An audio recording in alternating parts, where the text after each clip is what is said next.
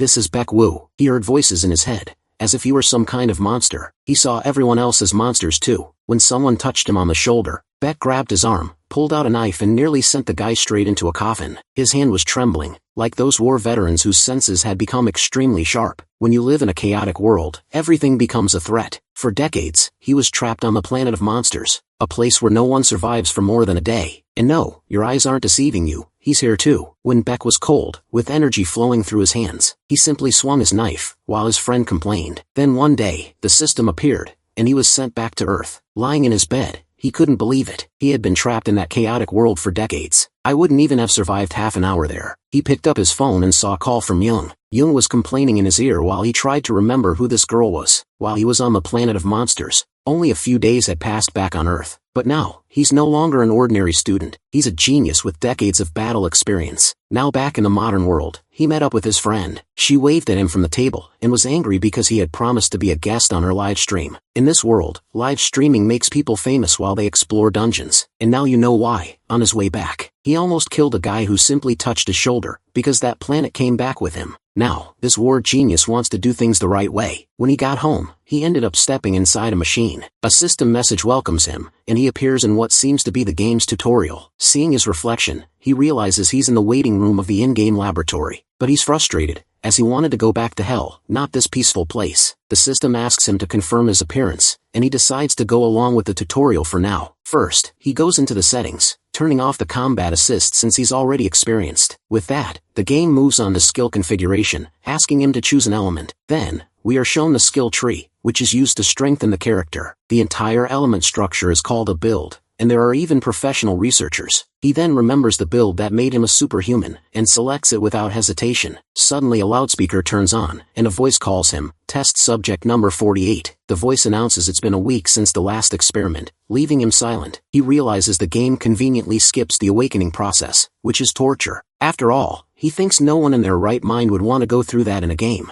The voice then tells him to enter the next room to begin the next experiment. But as he looks inside, he finds a giant combat robot waiting for him. He recognizes the machine, an animal robot, created to eliminate the project's test subjects. And with that, the first tutorial mission appears, telling him to defeat the giant robot. But he notices something, realizing that this is one of the earliest models of the machine. At that moment, a painful memory returns, of a boy begging him to save him. He remembers the massacre that robot caused, killing everyone in front of him. With its red eye glowing, the machine prepares to attack. Then the Eternal charges at him, ready to crush him without mercy. But he stands still, thinking the situation here is the same as in that hell. With his eyes glowing gold, he gets angry at the researcher's cruelty. The Eternal then unleashes a powerful blow, aiming directly at the protagonist's face. However, with incredible speed, he dodges the blow without any difficulty. The machine tries to grab him with its other arm, continuing its relentless attack. But he dodges once more, getting dangerously close to the robot's body. He places a hand on the machine, thinking the final version is strong, but this one is weak. And with a single blow, he blows up the robot's head, showing his power. From the impact, robot parts fly everywhere, scattering across the room's floor. Then, the voice on the loudspeaker says the experiment is over, and that he was amazing. The tutorial mission is successfully completed,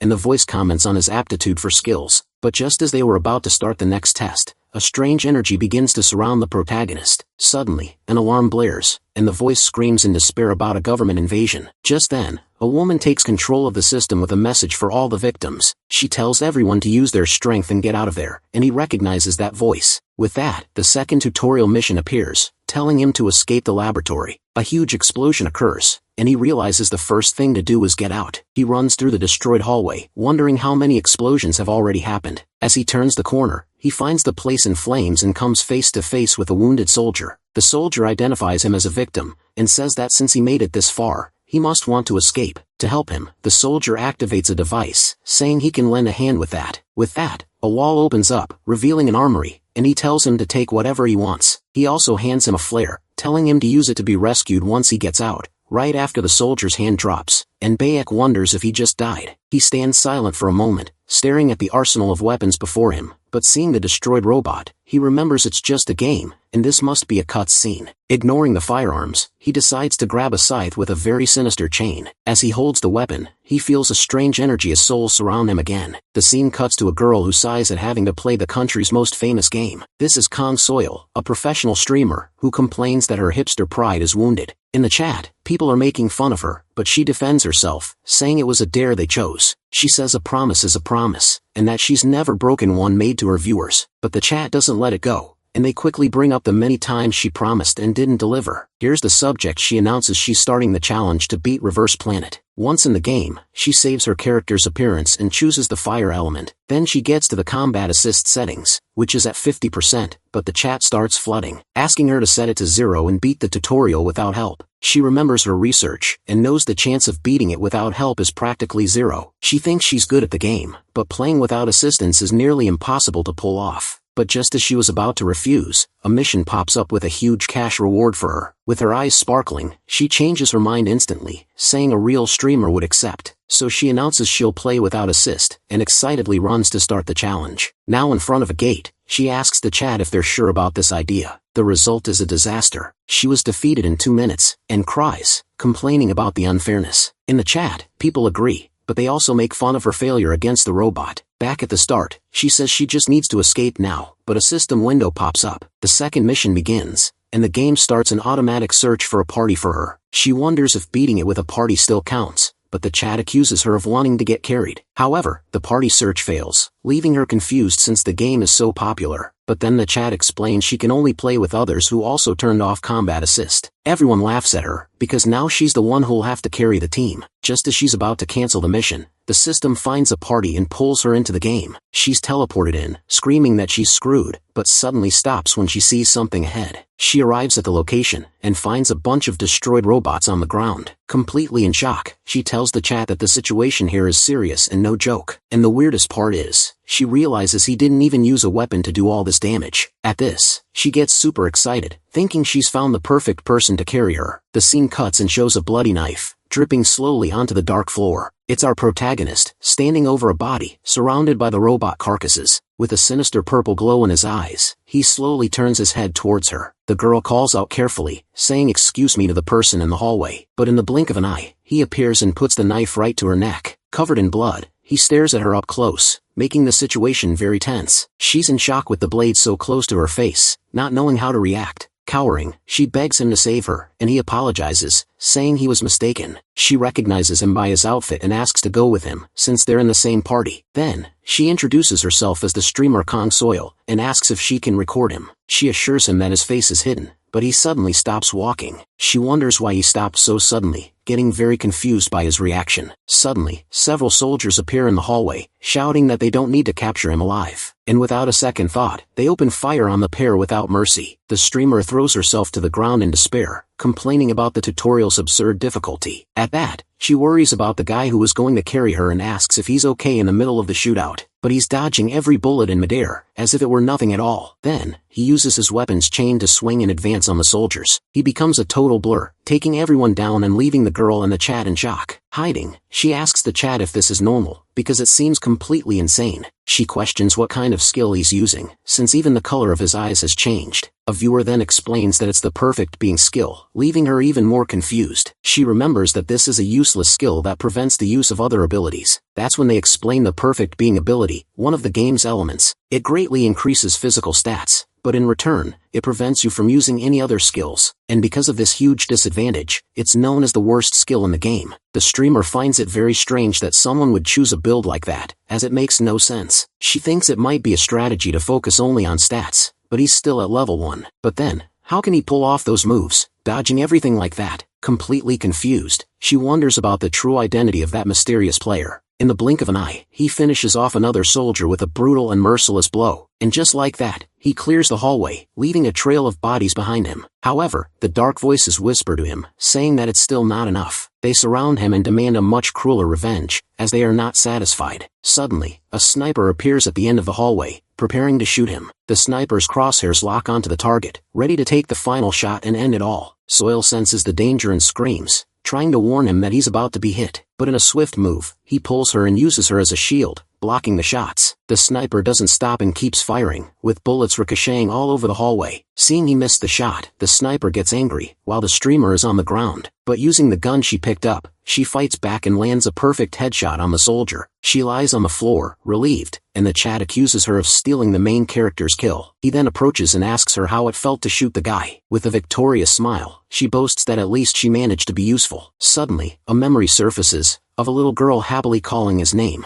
It's a flashback to his past, with the other prisoners from that horrible place. Back in the present, she calls out to him, but he just stares at her with a cold, distant look. She gets nervous and asks if he's angry, but he coldly replies that he isn't. He says she was a great help, and the chat goes wild over his kindness. All excited, she asks if they can do the tutorial together, and he simply agrees. As they walk, he says his name is Baek Woo-hyun, surprising the girl. She then asks if it's true he chose the perfect beam skill, and he confirms it. Curious, she wants to know how he dodges bullets, but he says he doesn't like games. He suddenly stops walking, and she confusedly asks the reason for the unexpected pause. Baek warns that there are 2 ethanol robots about 20 meters ahead of them. She's shocked, as he doesn't have any detection skills to know that. But right after, 2 robots appear in the hallway, proving he was right. He heads towards them, saying he used to like playing in the game's Coliseum. With a dark aura, he charges forward and unleashes a powerful blow on one of the robots. The blow lands squarely, causing an explosion and completely destroying the machine. He continues the fight, saying he used to play intensely when he was in the Coliseum. With a look full of confidence, he reveals that he even managed to make it into the rankings. And with one more blow, he finishes off the last robot, clearing the path easily. The chat goes crazy, and she asks if being a Coliseum ranker is that big of a deal. Then, it's explained that back then, these rankers became pro players, like the famous Battler. She's in shock, as Battler is the most famous professional player, Real Frost. Baek then calls for her to continue, and she follows him, all excited about the discovery. They reach the end of the hallway where a masked man awaits, saying they dragged themselves all the way there. The man threatens them, saying that this place will be their grave with a malicious smile. It's the tutorial boss, the captain of the guard, who warns them they'll soon meet their colleagues. Upon hearing that, Baek's expression changes completely, filled with rage and a thirst for revenge. He sees the souls of his dead friends emerging and writhing on the ground in agony. The voices whisper for him to hurry up and kill that bastard who eliminated them. The captain then charges at them, yelling that they won't leave this place alive. Soil gets into position to help and starts shooting to provide cover for Baek, but the bullets ricochet off the boss, who uses some kind of barrier to protect himself. She yells to him that she'll provide support, but Baek just stares at her with an empty gaze. He thinks that, even if it's a game, he will fight that man with everything he's got, and with a single blow, he hits the captain, who immediately feels the force of the impact. The collision creates a powerful shockwave, pushing the boss back with full force. The streamer is completely confused, not understanding what just happened. The captain gets up furious, calling the protagonist a disgusting and despicable insect, and with his hands enveloped in an icy aura, he charges at Baek with everything he has. He easily dodges the ice attack, which shatters the floor where he was standing. The captain gets furious and asks how long he can keep dodging his attacks. Then, he launches a spinning ice attack, which rushes full speed towards Baek. The blow sends him flying, throwing him with full force against the hallway wall. But he gets up and clenches his fist, ready to counter the enemy's attack with all his might. With a direct punch, he lands a solid hit on the captain's face, who feels the impact. The boss recoils from the force of the blow, while Baek stares him down with a serious expression. Suddenly, the voices of the souls whisper, telling him not to unleash his full power. They say the captain can't die easily, and ask him to tear the man to pieces. Without understanding a thing, the captain wonders how a mere test subject has so much power. Baek then looks at his hands and coldly replies, saying it was thanks to him. And with a final blow, blood splatters everywhere, ending the fight for good. The system confirms the victory, and Soyal is speechless, not knowing what's going on. She celebrates that they finally defeated the boss, while Baek remains over the body. He then prepares to deliver the final blow, but the streamer calls for them to leave. He agrees, and turns to leave, leaving the captain's body behind on the floor. As they go through the door, Soyal celebrates in relief that they finally escaped. At that, the system confirms their success, and she asks if he'll continue the main story. But he says no, telling her that's enough for today, and he's stopping there. She then asks him to wait a bit, as she has a proposal to make, making him curious. The streamer ends the live stream, celebrating with the chat that the challenge was a success. Afterward, she turns to him and thanks him, and he asks what the proposal is. With a hopeful look, she asks if he'd like to appear regularly on her streams. He's a bit confused, and she explains that she'll focus on the main quests and PvP. The girl insists, saying she can work around his schedule and would even pay him, but he turns down the offer, and she can tell from his face there's no point in insisting. She then asks if she can at least add him as a friend, and he ends up agreeing. Before leaving, she says goodbye and that it was fun playing, and then logs out of the game.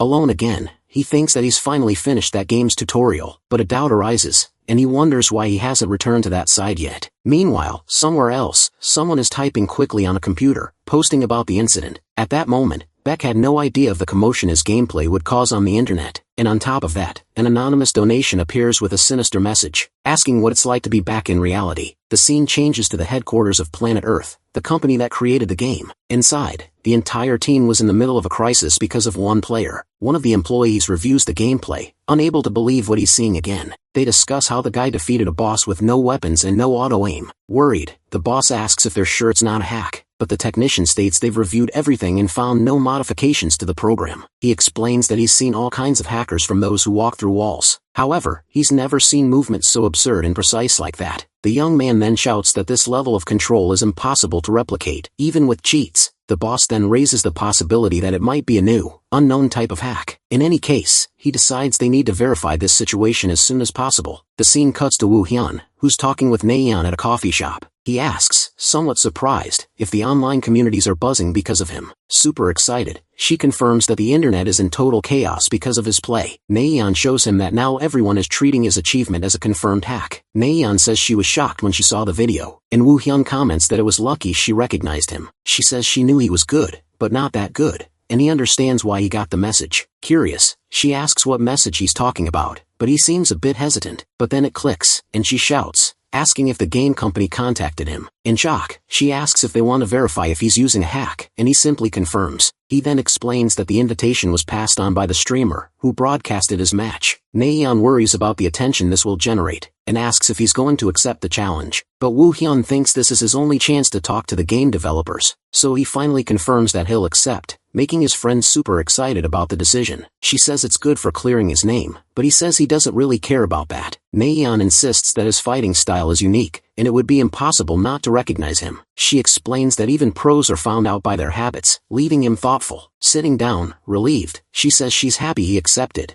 as it would spare the streamer. He gets confused, since he doesn't see a connection between him and the girl, but she seems impatient. She explains that the haters would attack him first, but they would soon turn their target to the streamer. Thinking about the streamer, Woo Hyun stares at his cup and finally makes an important decision. The scene changes to Kang Soil, who receives his message and celebrates. Super relieved, she's already imagining that her viewer count will explode with this event. In front of the computer, she starts preparing the announcement, telling everyone to get ready. With that, the official announcement for the stream to clear up the hack controversy is published. For days pass, and the moment of truth finally arrives in the game Reverse Planet. Woo Hyun's character appears, and the streamer Soil greets him. She runs up to him, apologizing for all the trouble, but he says he doesn't mind. He then asks if she also suspects he's using some kind of cheat, but Soil denies it, saying she saw the madness in his eyes and that couldn't be a lie. He finds her answer curious, and she tells them to start the stream already. With a smile and a wave, Soil starts the live stream, welcoming everyone. She's surprised by the audience size, and announces that Woo Hyun is there to settle the controversy. With all the calm in the world,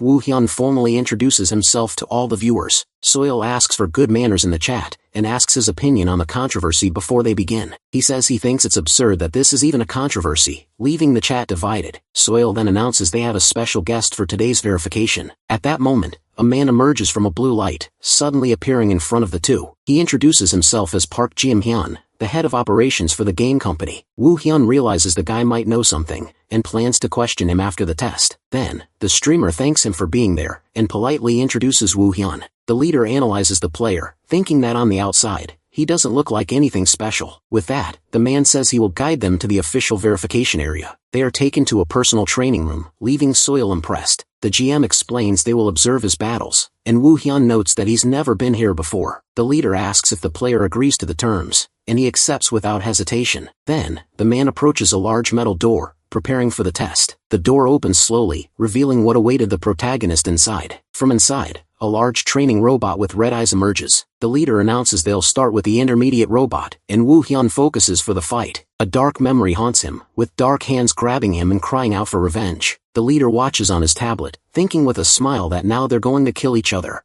But suddenly, a loud noise startles him, leaving the man completely confused. He turns around and sees no one there anymore, not understanding where the player went. Startled, he looks at the tablet again, repeating the words, "Kill each other," over and over. The screen starts to shake violently, almost cracking from the intensity of the scene. The device shatters in his hands, as he stands frozen by what he's seeing. Engulfed in a sinister aura, Woo Hyun simply annihilates the robot with his bare hands. Seeing that, the leader realizes it wasn't a hack, but a power on another level. Woo Hyun steps on the robot's wreckage, showing the fight was already over. Coldly, he informs the leader that the first test is over, leaving the man stunned. The leader confirms there was no hack, but thinks the fight was too quick. He then asks Woo Hyun to fight in a specific way, and the young man accepts on the spot. We're told the test would prove he isn't using an auto-combat hack. Then, the GM asks him to use a chain scythe to defeat 3 robots at once. The man thinks the conditions are very unfair, making victory nearly impossible. Without warning, 3 new training robots appear, surrounding our protagonist. But even at a clear disadvantage, Woo Hyun shows no sign that he's going to lose. He then spins the chain at an absurd speed, rushing straight at them. With an agile move, he dodges a robot's attack while preparing his strike. Sliding across the floor, he uses the chain to propel himself and destabilize the targets. In a second, he traps one of the robots with the chain, using it as a weapon. His eyes gleam with pure concentration, calculating every move for the final blow. And in the blink of an eye, all 3 robots are destroyed, with no chance to react. Super excited, Soil shouts that she knew his chain moved as if it were alive. But the leader ignores her, thinking they already have enough data for the verification. Still, he's curious if the player could defeat an advanced level robot. With a smirk, he decides he'll finally push the test to its limit. Just then, a new door opens, releasing dense smoke throughout the arena. And in the darkness, 2 red, menacing eyes light up, staring at the protagonist. A new robot, with a more human-like appearance, emerges, walking slowly through the mist. The GM then announces the final test will be against the advanced robot, Model Edible. Woo Hyun is in shock, and his eye glows as he recognizes the machine's name. Now, the hero and the robot face off in a tense silence before the battle begins. Suddenly, a terrible vision of a massacre flashes through our protagonist's mind. The robot, Edible, then gives a bizarre and frightening smile, as if enjoying the situation. With hatred in his eyes, Woo Hyun unleashes his aura, showing this fight is going to be serious. In the blink of an eye, the machine lunges forward, delivering a high-speed blow. He barely manages to dodge, getting just a cut on his face and smiling at the challenge. He clenches his fist tightly, preparing to counter the robot's attack. Without wasting a moment, he counterattacks with a powerful blow, hitting the machine dead on. The exchange of blows is so intense that they destroy the battle arena's walls. He realizes her power is unmatched, and a single blow could be fatal. But to make matters worse, the robot's armor was too tough for him. His attacks didn't even leave a scratch, showing the difference in their levels. Seeing an opening, the machine advances once more, giving him no time to think. So, he decides he'll just keep attacking relentlessly until a blow lands. Watching from afar, Soil and the leader grow tense at the brutality of the fight. The man can't believe he's managing to fight on equal terms with the robot. Gradually, the protagonist starts to dominate the fight, turning the tables in his favor. With that, the leader decides he's seen enough and ends the test. Suddenly, the robot vanishes in a blue light, leaving Woo Hyun completely confused. The GM explains he removed the machine,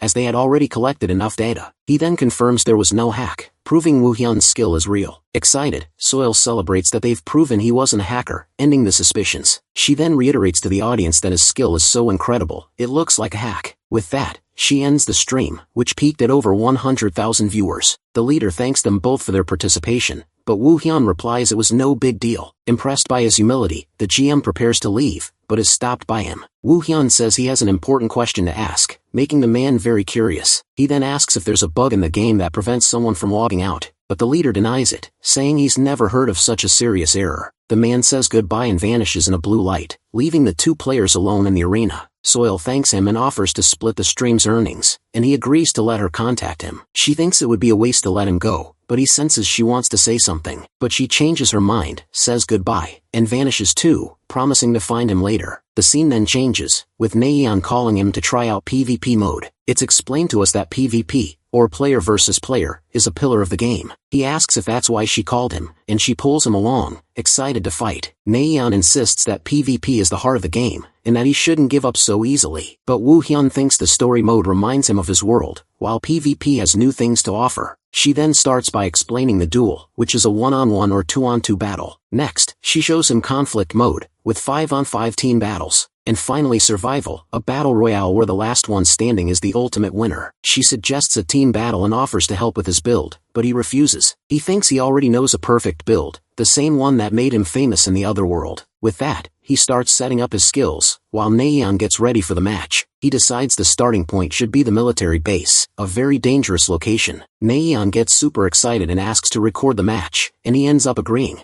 Overjoyed, she presses the button to start the match without wasting any more time. The system then confirms the start at the military base with a 60-second countdown. She waves goodbye to him, hoping they'll both be alive at the end of it all. The scene shifts to the players spawning on the map, preparing for the big battle. Elsewhere, a random player complains that the hallway loot is crap. The player decides he needs to get out of there fast, but unseen by him, Woo-hyun emerges from the shadows. Then, the military base descends into utter chaos with explosions and gunfire everywhere. That's when the kill feed goes crazy, showing Woo-hyun eliminating several players. She's left completely speechless, wondering what the hell Woo-hyun is up to. A player is caught by surprise, attacked from behind with no chance to react. With a clean strike, Woo-hyun takes him down and realizes he's cleared the entire area. He remembers how he used to take down multiple enemies at once in the other world. Thinking the killing is over, he gets ready to leave, but something catches his attention. Suddenly, he gets a desperate voice message from Naeon, asking for help. He opens the map and sees she's on the other side of the block, far from him. Without wasting time, he asks for her location, and she says she's on the 3rd floor rooftop.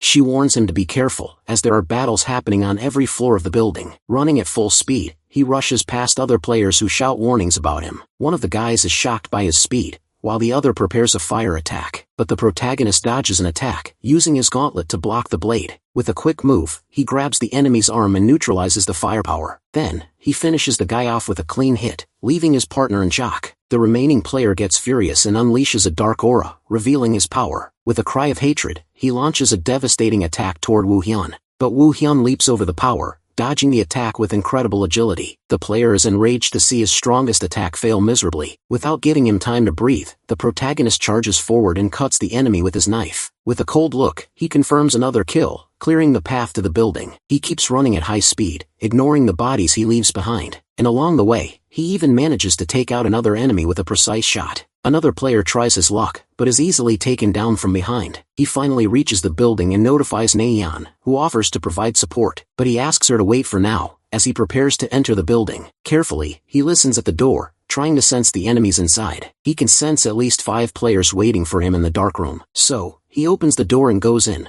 but a guy was already hiding there for an ambush. The enemy smirks, getting ready to plunge the knife into our protagonist's back. But in a split second, Woo-hyun grabs his wrist, stopping the blow mid-air. The guy is in total shock, unable to believe his surprise attack was blocked. With a swift blow, he turns the tables and strikes the enemy from behind, taking him out. He drops the player's body, thinking he needs to hurry to save Naeon. Without wasting a second, he runs up the stairs, leaving a trail of enemies in his wake. And with that, the kill feed shows him eliminating 4 more players in a row. Seeing the notifications from outside, Naeon is speechless at the carnage. She realizes that Baek Woo-hyun is just farming enemies without any difficulty. But suddenly, she senses a presence right behind her, putting her on high alert. It was Woo-hyun, who appears out of nowhere and startles her, using a speed skill. He grabs her chainsaw, and she complains that he nearly gave her a heart attack. She says she didn't even see him coming, and he wonders if she really needed help. Naeon asks if he cleared the building, and he questions the bizarre weapon she picked up. Excited, she says she'll carry the rest of the game now, making the guy laugh at the situation. With the game over, the results show their victory, with Woo-hyun getting 25 kills. Back in the lobby, they realize they've hit a 10-win streak and decide to stop there. She then stares at him, thinking her friend was actually a gaming monster. Excited, the streamer Soil asks him to wait a few days, promising a streaming offer, but he insists he's not interested,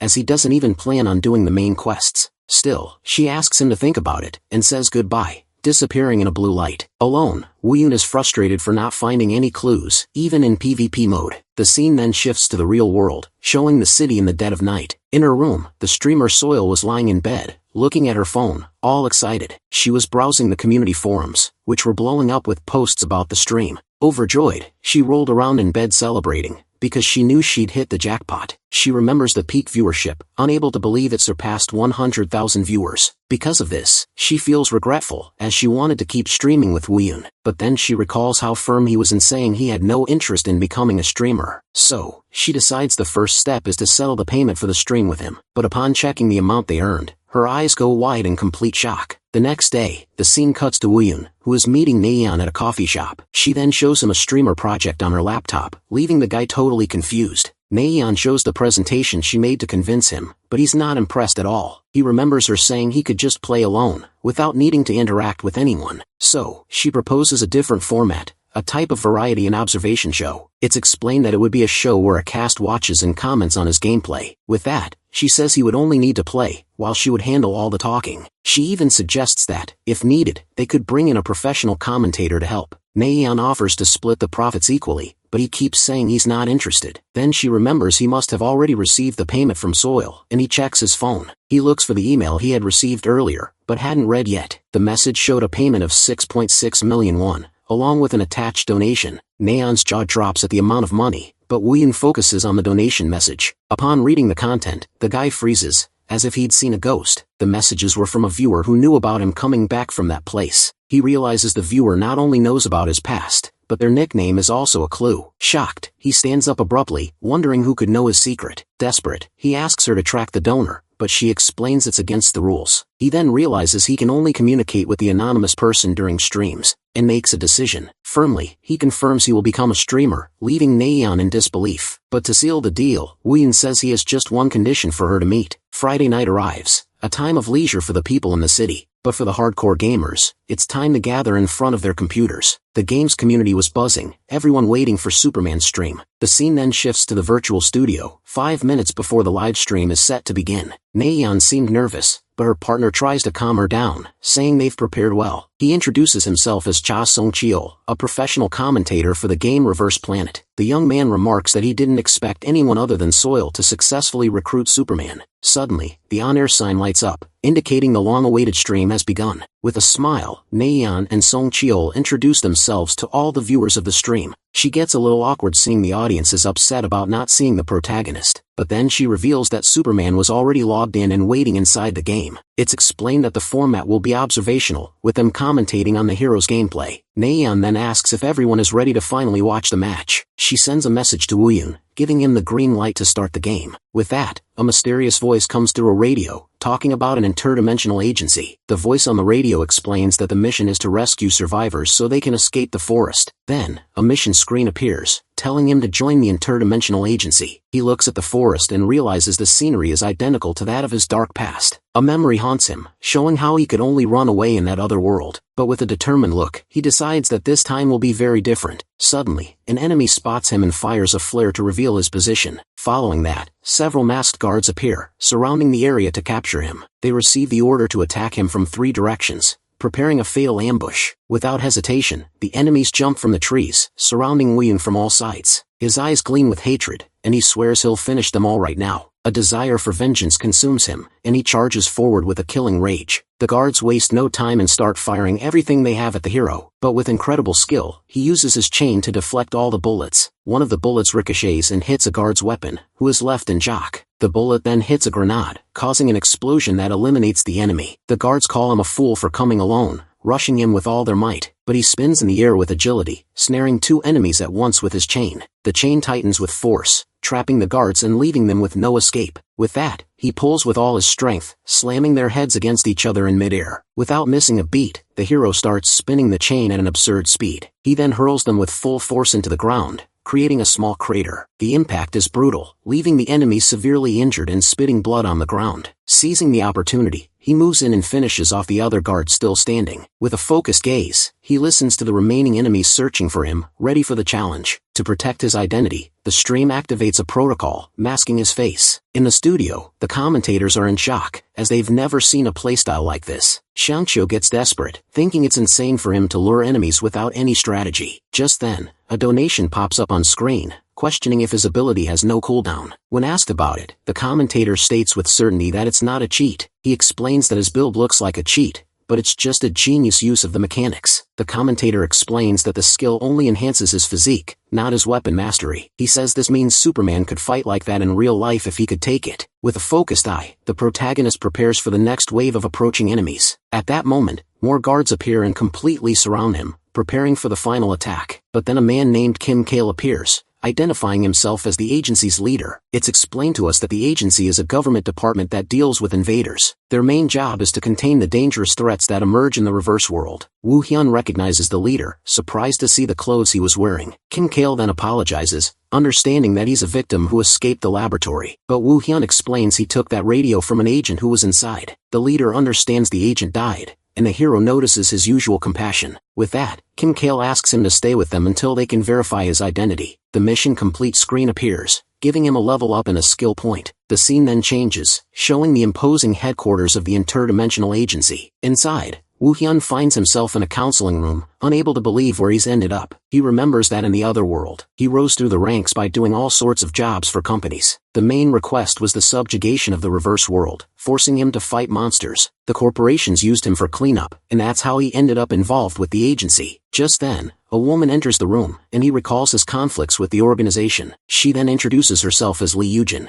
an agent from Team 1 of the interdimensional agency. Woo Hyun recognizes the name instantly, and the agent congratulates him for making it this far. With that, she explains that from now on, he has only two choices to make. The first was to be a protected civilian without using powers, and the second was to become an agent. Yujin warns that if he chooses to be an agent, he'll have to go through training first. He becomes thoughtful, as he's already killed 7 agents and now might become their colleague. Then, she faces him and asks what his choice will be, the life of a civilian or an agent. After reflecting, he clasps his hands firmly, ready to announce his final decision. Woo Hyun thinks being a civilian would mean working for corporations, a path he doesn't want, so he tells Yujin he's going to become an agent, and she's happy with the news. She breathes a sigh of relief, commenting that corporations were stealing the agency's talent, and she takes the opportunity to warn him that many regret signing contracts with those companies. Yujin explains that they lack experience. Unlike the agency, which has a long history, the agency already has all the necessary knowledge to train the awakened and fight for real. But Woo Hyun knows that, despite paying well, the corporations have caused the deaths of many agents. He even remembers when he had to cut open a guy's stomach to get his payment. Because of that incident, he was exposed and ended up being pursued by the agency for a while. Back in the present, Yujin says she'll register him and hands him a work phone. Woo Hyun asks what he should do, and she explains he'll be a probationary agent. Before leaving, she says she really hopes he ends up on her team. He remembers the past, feeling indebted to Yujin because of an incident. After all, she was the one who led the raid on the lab that saved his and his colleagues' lives. Watching everything, a viewer gets confused, finding the conversation with the NPC too natural. The commentator is shocked, as NPCs aren't supposed to be able to communicate like that. We're shown that the NPC Yujin only gave choice-based options without real dialogue, but Song Cho realizes the truth. It's a very advanced artificial intelligence. It's a fully responsive AI that can communicate freely with players. He explains that this technology uses so many resources it was impossible in online games. The conclusion is that the company didn't solve the problem, but hid the AI as an Easter egg, and the condition to activate it was to start the game without any combat assistance, just like Woo Hyun did. With this discovery, the girl comments that the community forums must be on fire. Far away, a famous streamer gets interested and thinks about inviting the rookie as a guest. Back at the studio, Song Cho announces the story part is over, but there will be PvP content. The scene changes to Woo Hyun, who's in a room waiting for the mysterious anonymous spectator 62. But instead of the player, what appears in front of him is just a random laptop. Meanwhile, a powerful man asks to be notified immediately if the so-called spectator 62 donates. The commentator then receives a message from Woo Hyun, who says he's ready. She announces to the audience that the next event of the day will be a showdown. The commentator announces, this is the physical hacker's first time playing showdown mode. With that, Song Cho explains that he'll start in the general league, like any other rookie. We're shown that there are 8 ranks, and it takes 10 wins to reach bronze. He says it takes pros 30 minutes, but average players take about 2 hours. Suddenly, a mission appears, promising a prize to whoever reaches bronze in half an hour. Woo Hyun receives the challenge from a streamer, and he accepts with a confident gesture. The two commentators get super excited, eager to see if he can complete the mission. But what they didn't know was what was about to happen, and a match is finally found. The fight begins in a residential arena, with 10 seconds until the first round starts. Looking closely, the commentator notices a strange detail, and gets very confused. It turns out Woo Hyun is holding 2 swords, a weapon he's never used before. His opponent underestimates him, thinking he just needs to keep his distance to secure the win. A countdown begins, making it clear that everyone underestimated the physical hacker. The round starts, and the opponent immediately casts a powerful ice explosion spell, but in a split second, the mage's face twists in pure despair. Before the mage could react, Woo Hyun was already behind him with a sword to his neck. With a quick and precise movement, he destroys the opponent in a shower of particles. Then, the system announces Woo Hyun's victory, securing the first point of the match. The next opponent appears but instantly surrenders upon realizing he's up against a smurf. With that, another victory is registered for him without even having to fight. The second match begins, and Woo Hyun unleashes an impressive dark energy from his swords. The enemy is shocked to see his special ability completely disintegrate in midair, and in the blink of an eye, the protagonist ends the fight, securing another crushing victory. In the third game, a martial artist tries his luck, charging in with everything he's got, but the result is the same, and he's defeated before he can even complete his attack. His fame spreads, and the next opponent enters the arena already sweating nervously. The victories keep piling up at an absurd speed, one after another without stopping. In the studio, the commentators watch everything with their jaws dropped, unable to believe what they're seeing. And so, in an impressive 20 minutes, he gets his 10 wins and climbs to the bronze rank. Even the commentator, who is diamond rank, admits that his achievement was incredible. Song Cheol says the time is surreal, but the win record is even more shocking. He explains that normal players fluctuate, always running into a build that trips them up. But no matter what build the opponent used, the physical hacker simply defeated them. He showed a perfect performance in every fight, without faltering for a single moment. Just then,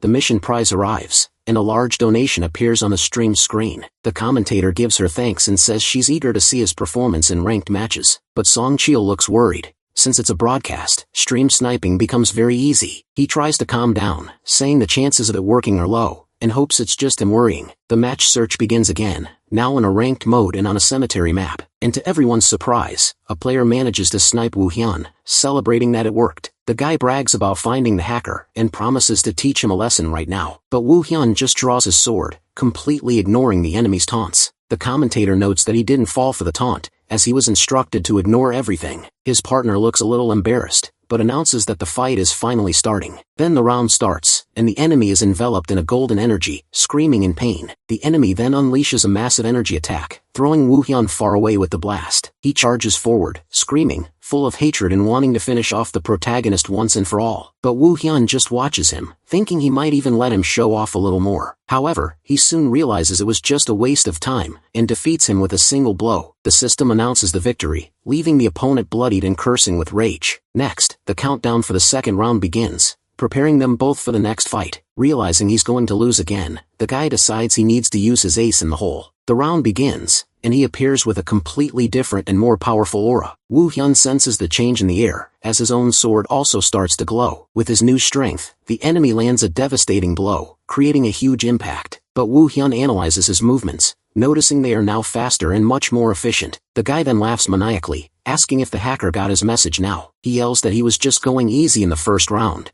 and that now he'll fight for real. Hearing the word hacker, Woo Hyun seems to remember a conversation he had before. It's a flashback of the commentator advising him to crush anyone who called him a hacker. With that advice in mind, his eyes gleam, and he finally decides to take the fight seriously. A dark aura surrounds Woo Hyun, and his opponent realizes the fight's atmosphere has completely changed. But he tries to convince himself not to be afraid, believing he still has the upper hand. So, the guy charges forward, yelling at Woo Hyun to stop acting cool. Woo Hyun simply stomps on the ground, creating a shockwave that shatters the stone floor. With an agile move, he dodges and lands a precise slash on his opponent's back. The player feels the pain of the blow, groaning as he's hit so violently. Furious, he turns around, cursing, but the protagonist is already ready to strike again. He blocks the enemy's strike with his sword, making the guy scream in pain from the impact. The player's face contorts in pure agony, unable to comprehend the force of that counterattack. Without giving him time to recover, Woo Hyun lands a blow and sends him flying. Completely defeated, the guy starts crying out of rage and humiliation from the beating. The round's objective lies on the ground, as the opponent no longer has the strength to fight. In the studio, the commentators notice what's happening, and the woman is shocked by the scene. Sin Kale explains that he's not ending the fight on purpose, following Naeon's advice. The commentator gets awkward, saying she asked him to crush the guy, but not like this. Defeated, the guy asks what the hell Woo Hyun is, completely baffled by the situation, but he just replies that he'll return his words, showing the enemy's reflection on his sword. With that, the second round ends, and the system announces the protagonist's overwhelming victory. After that fight, he kept winning non-stop, quickly surpassing 30 victories. In the studio, the commentator announces he's already reached gold rank, leaving everyone surprised. Then, a fan asks him to share his build, and she's unsure if she should ask. She decides to send a message, and to everyone's surprise, Woo Hyun agrees right away. Overjoyed with the response, the girl sends a cute sticker to celebrate the moment. Then,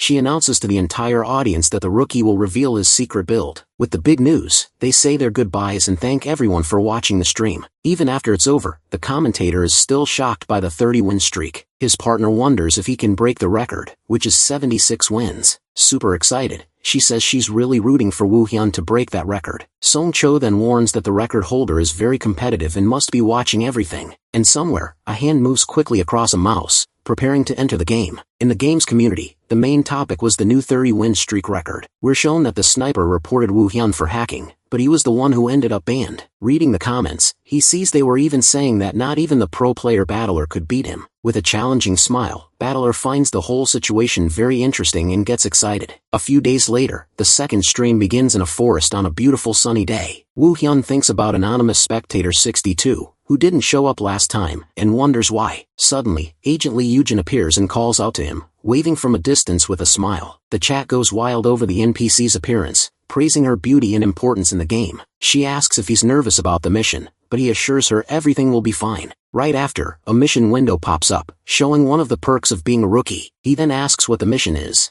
and Yujin explains they're going to eliminate invading entities. They arrive at an abandoned warehouse, and she says it's another problem left behind by the corporations. Yujin sighs, complaining that they just dump their useless problems on the agency to solve. The threat here are insect-type entities which are weak but attack in swarms, and to make matters worse, they're greeted by a sergeant waiting for them at the entrance. Yujin thanks the sergeant for his work, and he authorizes the two of them to enter the warehouse. They open the heavy door of the place, coming face to face with a very impressive scene inside. In the middle of the abandoned factory, a giant portal glows with an intense bluish energy. Seeing that, Woo Hyun feels a strange sense of familiarity with the portal in front of him. He remembers seeing a similar place before, but it was a much larger zone. He wonders if there's been some mistake as Yujin calls for him to hurry up and enter. But suddenly, a man appears and taunts Yujin, asking what she's doing there. Yujin is surprised to see him and questions why Choi Hyung-chul is in that place. He then accuses her of plotting something, since she always avoided easy missions. Ignoring the accusation, the man changes the subject and asks who the rookie is. He tries to convince Woo Hyun to leave the agency and join a corporation. At this, Yujin becomes furious and gives him a serious warning not to cross the line. Startled, Hyung-chul raises his hands and says he'll leave the whole mission to them. He then says goodbye with a mocking smile, wishing them good luck in leaving. Woo Hyun asks who that guy was, and she reveals he was the first rookie she ever trained. Yujin explains that he went to a corporation and then started spreading rumors about the agency. In the studio, the commentator gets excited, as it's the first time they're seeing this part of the story. His partner agrees, saying the game always summarized everything without giving many details. With this, they conclude that the AI is expanding the story because of Woo Hyun's actions. Back at the portal, Yujin decides to put the sad talk aside and calls him to enter. Outside, her old team watches the two of them enter the mysterious portal. One of the men gives a sinister smile, saying that now it's time to start the plan. 20 minutes pass, and the scene shifts to a dark forest inside the reverse world. Woo Hyun appears with glowing eyes, wiping a small cut on his face after the battle. The scene pulls back to reveal Yujin on the ground, severely injured and bleeding heavily. Near her, the bullet she offered him before is now on the ground covered in blood. The scene rewinds a bit, showing the two of them stepping out of the blue portal together. Yujin explains to him that this is the passage to the reverse world. As he walks, Woo Hyun realizes the place is identical to a world he already knew. But suddenly, the entire passage begins to tremble in a very strange way. He quickly realizes an anomaly is occurring. Something isn't right here. Just then, Yujin shouts his name as a bright light shines right behind her. She tries to warn him to be careful, but it's already too late for that. The scene shifts abruptly, and now they're in a dark, silent forest. Woo Hyun looks around, realizing he was separated from Yujin along the way. He thinks that it's common for passages to collapse, and braces himself for whatever comes next. And right after, a swarm of monstrous spiders appears, completely surrounding him. He then decides he'll finish them off first and look for Yujin later. To do so, he activates a skill, and his hand begins to glow with a golden energy. The skill, Expansive Thunder, is unleashed, striking all the creatures with a powerful bolt. But in the midst of the attack, one of the spiders transforms into a dark, menacing creature. Elsewhere, Yujin fights relentlessly, but the shadow monsters never end. She notices the forest is too large, more like a mid-tier zone. With that, she takes a deep breath, suspecting something is very wrong here. As she worries about Woo Hyun,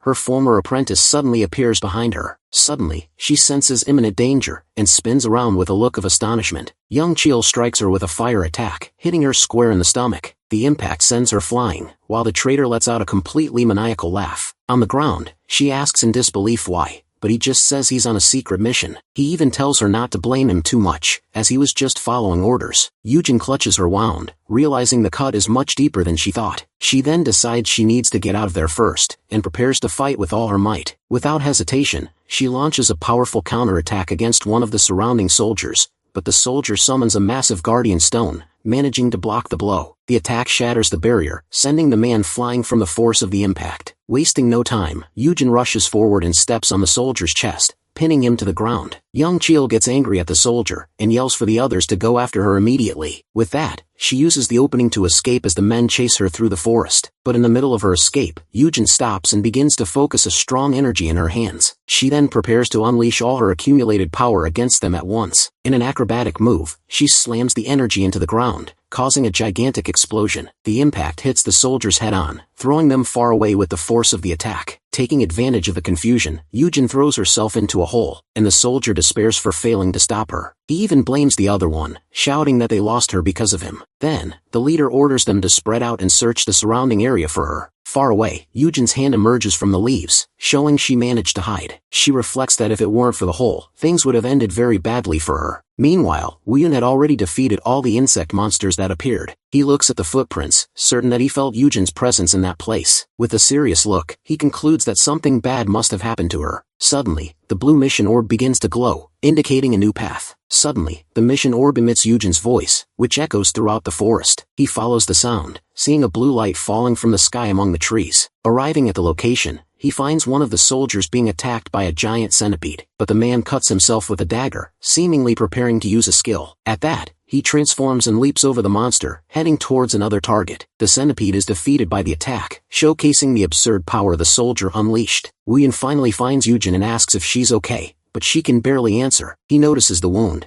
knowing that mere insects couldn't have caused that kind of damage. Woo-Yun analyzes the situation, realizing the injury was caused by a special skill. With this, he is certain that all of this was the work of the traitor, Choi Hyun-Kyeol. The mission orb reveals that the enemy must have followed the portal's anomaly. Back at the studio, the female commentator is completely shocked by what's happening. Her partner finds it strange, as Hyun-Kyeol usually launches his attacks much later. They then theorize that this is an effect of the adaptive AI creating a secret story. The scene shows Yujin in hiding, thinking she barely escaped and could be attacked again. Yujin asks him to run first, but he tells her to hide and leave it to him. But she yells no because Hyun-Kyeol is a veteran and he won't be able to do it alone. Woo-Yun reassures her with a confident look, revealing he already has a plan in mind. Meanwhile, near the river, the henchmen search for her and wonder where she's hiding. The leader orders them to search the valley, saying he'll go down to find the main target. Suddenly, the traitor senses a strange presence, and his eyes go on high alert. Just then, a fire attack comes out of nowhere, forcing him to dodge at the last second. The scene reveals a frightened young man who desperately asks him to wait a moment. Hyun-Kyeol approaches and asks if he's the rookie, and the boy seems relieved. Wearing a mask, Woo-Yun pretends to know nothing and tells the story of being separated at the portal. The traitor then hugs him, feigning friendship and offering to explain what happened. With a malicious smile, he says the rookie will find her soon. He just needs to rest. But it was all a trap, and Woo-Yun grabs him, revealing the plan and leaving him in shock. Choi Hyun-Kyeol is on the ground, spitting blood and angrily cursing his opponent. His companions rush to help,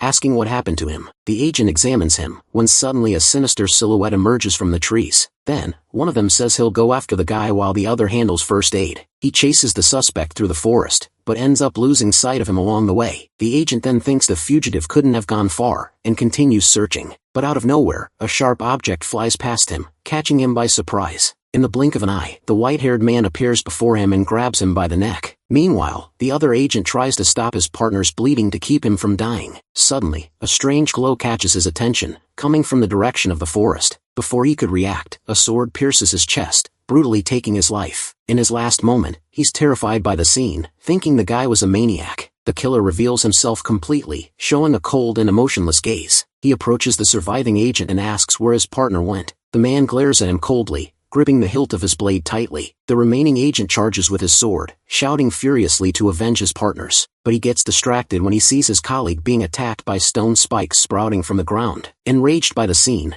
the agent leaps into the air, vowing to kill the one responsible. Kim Young-jin, however, easily destroys the spikes with his energy sphere. Without giving up, the helmeted agent touches the ground, declaring the fight isn't over. He focuses his power, causing the ground to crack and prepare for a major attack. With this, he creates a giant earth wave that rushes forward to crush his opponent. But Kim Young-jin just stares at the blow, his eyes glowing with a golden hue. He stops the earth wave with a single hand, causing the rock to shatter on impact. The massive attack is completely neutralized by the young man's absurd strength. In seconds, the entire wave crumbles, showing just how powerful he truly is. The agent is completely shocked, thinking that guy is a real monster. Then, Kim Young-jin summons a giant stone pillar, shaping it with his magic. He uses his own sword to strike the creation, turning it into a new weapon. With a single slash, he breaks off the tip of the rock, which flies like a projectile. Even with his arm bleeding, Kim Young-jin remains completely focused. The agent falls into the spike trap, screaming in panic for him to stay away. Then, the white-haired warrior sheathes his sword, signaling the end of the fight. The rock tips he created quickly close in on the defenseless target. In an instant, the spikes collide, piercing the agent and ending his life. With the last enemy defeated, he kneels victoriously with his two blades. The agent can barely speak as blood trickles down from inside his helmet. The battle ends and he breathes a sigh of relief, wiping the blood from his face. The scene changes, showing a streamer who's completely shocked by what she just watched. She comments to her partner about the fight, a simply surreal 3-on-1. Back in the arena, he looks at his wound and thinks his level is still too low. He then decides to look around, amidst the bodies of the defeated enemies. On the trader's phone, he finds a suspicious message about a secret mission. With the body in hand, he announces the investigation will now go to the agency, but he also finds a powerful dagger, an item that returns to his hand. He also finds the victor's bracelet, an item that increases the power of his skills. And finally, the hermit's necklace, perfect for storing or retrieving items at will. He holds the dagger, thinking that in this world, it's easy to see the effects of items. With that, he sheaths his swords, as the danger has passed and now he needs to run. His goal is to clear the area quickly, before Yujin's injuries get worse. Speaking of her, the agent stares at the sky, looking a bit tired of the situation. But a giant emperor scorpion, the stage's boss, appears right in front of her. She complains about her bad luck, but at the same time feels lucky she's not the rookie here. Suddenly, a wave of dark energy is fired in the direction of the injured agent. She then decides she'll have to deal with this alone, and focuses power in her hand. With that, Yujin casts a barrier of golden lightning to try and stop the attack, but the monster's claw pushes through without difficulty, leaving her completely in shock. The scorpion prepares to crush her, when a purple barrier protects her at the last second. Out of nowhere, Woo Hyun appears above the defeated monster, and asks if she's okay. She turns red and is speechless upon seeing him, while the livestream chat goes wild. Suddenly, the dimension begins to crack like glass, indicating the portal is about to close. Woo Hyun congratulates her on the victory, and says he'll carry her so they can get out of there as fast as possible. With her on his back, the commentators explain that they need to escape before they get trapped. He asks her to hold on tight, leaving Agent Yujin a bit embarrassed by the situation. Then, the two of them run desperately towards the portal, as the world behind them falls apart. As they exit, the system informs them that the clear is complete, and he gains several levels at once. The scene shifts, showing us the imposing headquarters of the management agency. Inside, leader Kim Cheol asks if it's true that Yujin was injured in an enemy attack. Woo Hyun confirms the story, leaving the leader enraged that they crossed the line. The leader is in disbelief when Woo Hyun says he killed them all, and asks how he managed it alone. He then remembers the scene, alone and surrounded by the bodies of the soldiers who attacked him. As proof, he hands over one of their cell phones, explaining the orders were in the messages. Satisfied, the leader says the investigation will be easier now, and tells the young man to go rest. But just as Woo Hyun was about to leave, Kim Cheol calls out to him one last time. He gives him a warning, phrased as advice that there will surely be another chance in the future. Until then, he tells the young man to hold on, asking him to understand the message. Woo Hyun replies that he understands, with a look that shows he knows what to do. The system announces that the mission is complete, and now he can choose his second element. The livestream commentators celebrate the end of the mission, which was more spectacular than expected. But suddenly, the streamer gets a notification, and is surprised by what she sees. An anonymous viewer donates a large sum of money, and also sends a special quest along with it. Woo Hyun gets the donation notification, and the streamer points out it's an absurd amount. So, she sends him a screenshot,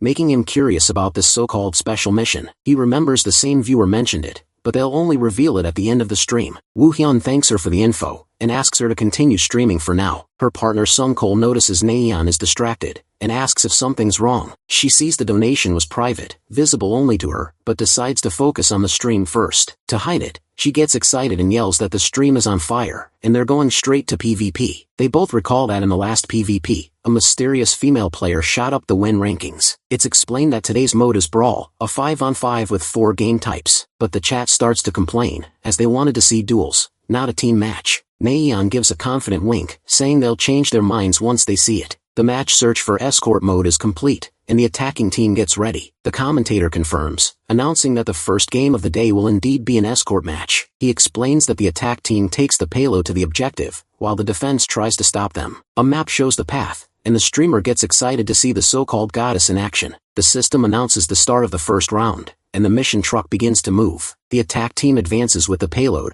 while Woo Hyun hangs back, observing. Suddenly, he breaks off from the team, taking a completely different path from the objective. The commentator is confused, wondering why he'd be retreating at the start of the game. But Woo Hyun has a determined look, showing it's all part of his strategy. The streamer Nayeon quickly realizes and warns that he's going for a flank. Her partner agrees, explaining it's a risky play that requires a lot of skill. Even though stopping 5 players alone is nearly impossible, he sprints down an alley. Next, he jumps and shatters a window, taking a shortcut to flank the enemy. The map shows his incredible speed as he closes in on the enemy defense team. The defenders look up, startled to see a silhouette flying above them. Still in the air, Woo Hyun draws a dagger, preparing to eliminate the first target, and with a precise throw, he hurls the blade toward one of the players. The dagger hits its mark, causing an instant kill and shocking the other defenders. One of them panics, yelling that they're being ambushed from behind, giving them no chance to defend. He eliminates 2 more enemies with swift, brutal attacks. Their allies are totally lost, wondering what their team is doing back there. Then, an enemy player decides to face him alone to buy his team some time to advance. But the kill feed keeps lighting up, showing that Woo Hyun is wiping the map. In the blink of an eye, round 1 ends with a victory for the attacking team. The commentators are stunned. They expected a fight, but it was a one-sided massacre. Song Cho thinks he seems faster than usual, as if he has something urgent to do. In annihilation mode, the story repeats itself with Woo Hyun wiping out the enemies. He defeats all 5 by himself, leaving the arena littered with fallen bodies. The scene shifts to conquest, with an explosion breaching the castle wall. The defenders scream in desperation, telling their allies to stop the invader at any cost. But Woo Hyun is already at the top, dodging fire attacks with incredible ease. He fights multiple enemies at once, showcasing his combat superiority. With his face stained with blood, his intense gaze makes it clear that no one can stop him. Finally, in capture mode, the enemy flag appears stained, symbolizing their defeat. Amidst the enemy's bodies, Woo Hyun captures the flag, securing the victory single-handedly. Just then, the anonymous viewer sends more money and reveals his special mission. The streamer Nayeon goes crazy over the cash and tells Woo Hyun about the new message, but he ignores her excitement and just asks her to send the mission screenshot. He reads the orders and realizes he'll have to keep playing to complete the objective. As the two exchange messages in chat, Woo Hyun contemplates the situation. For now, he decides to play along and follow the mysterious viewer's plan.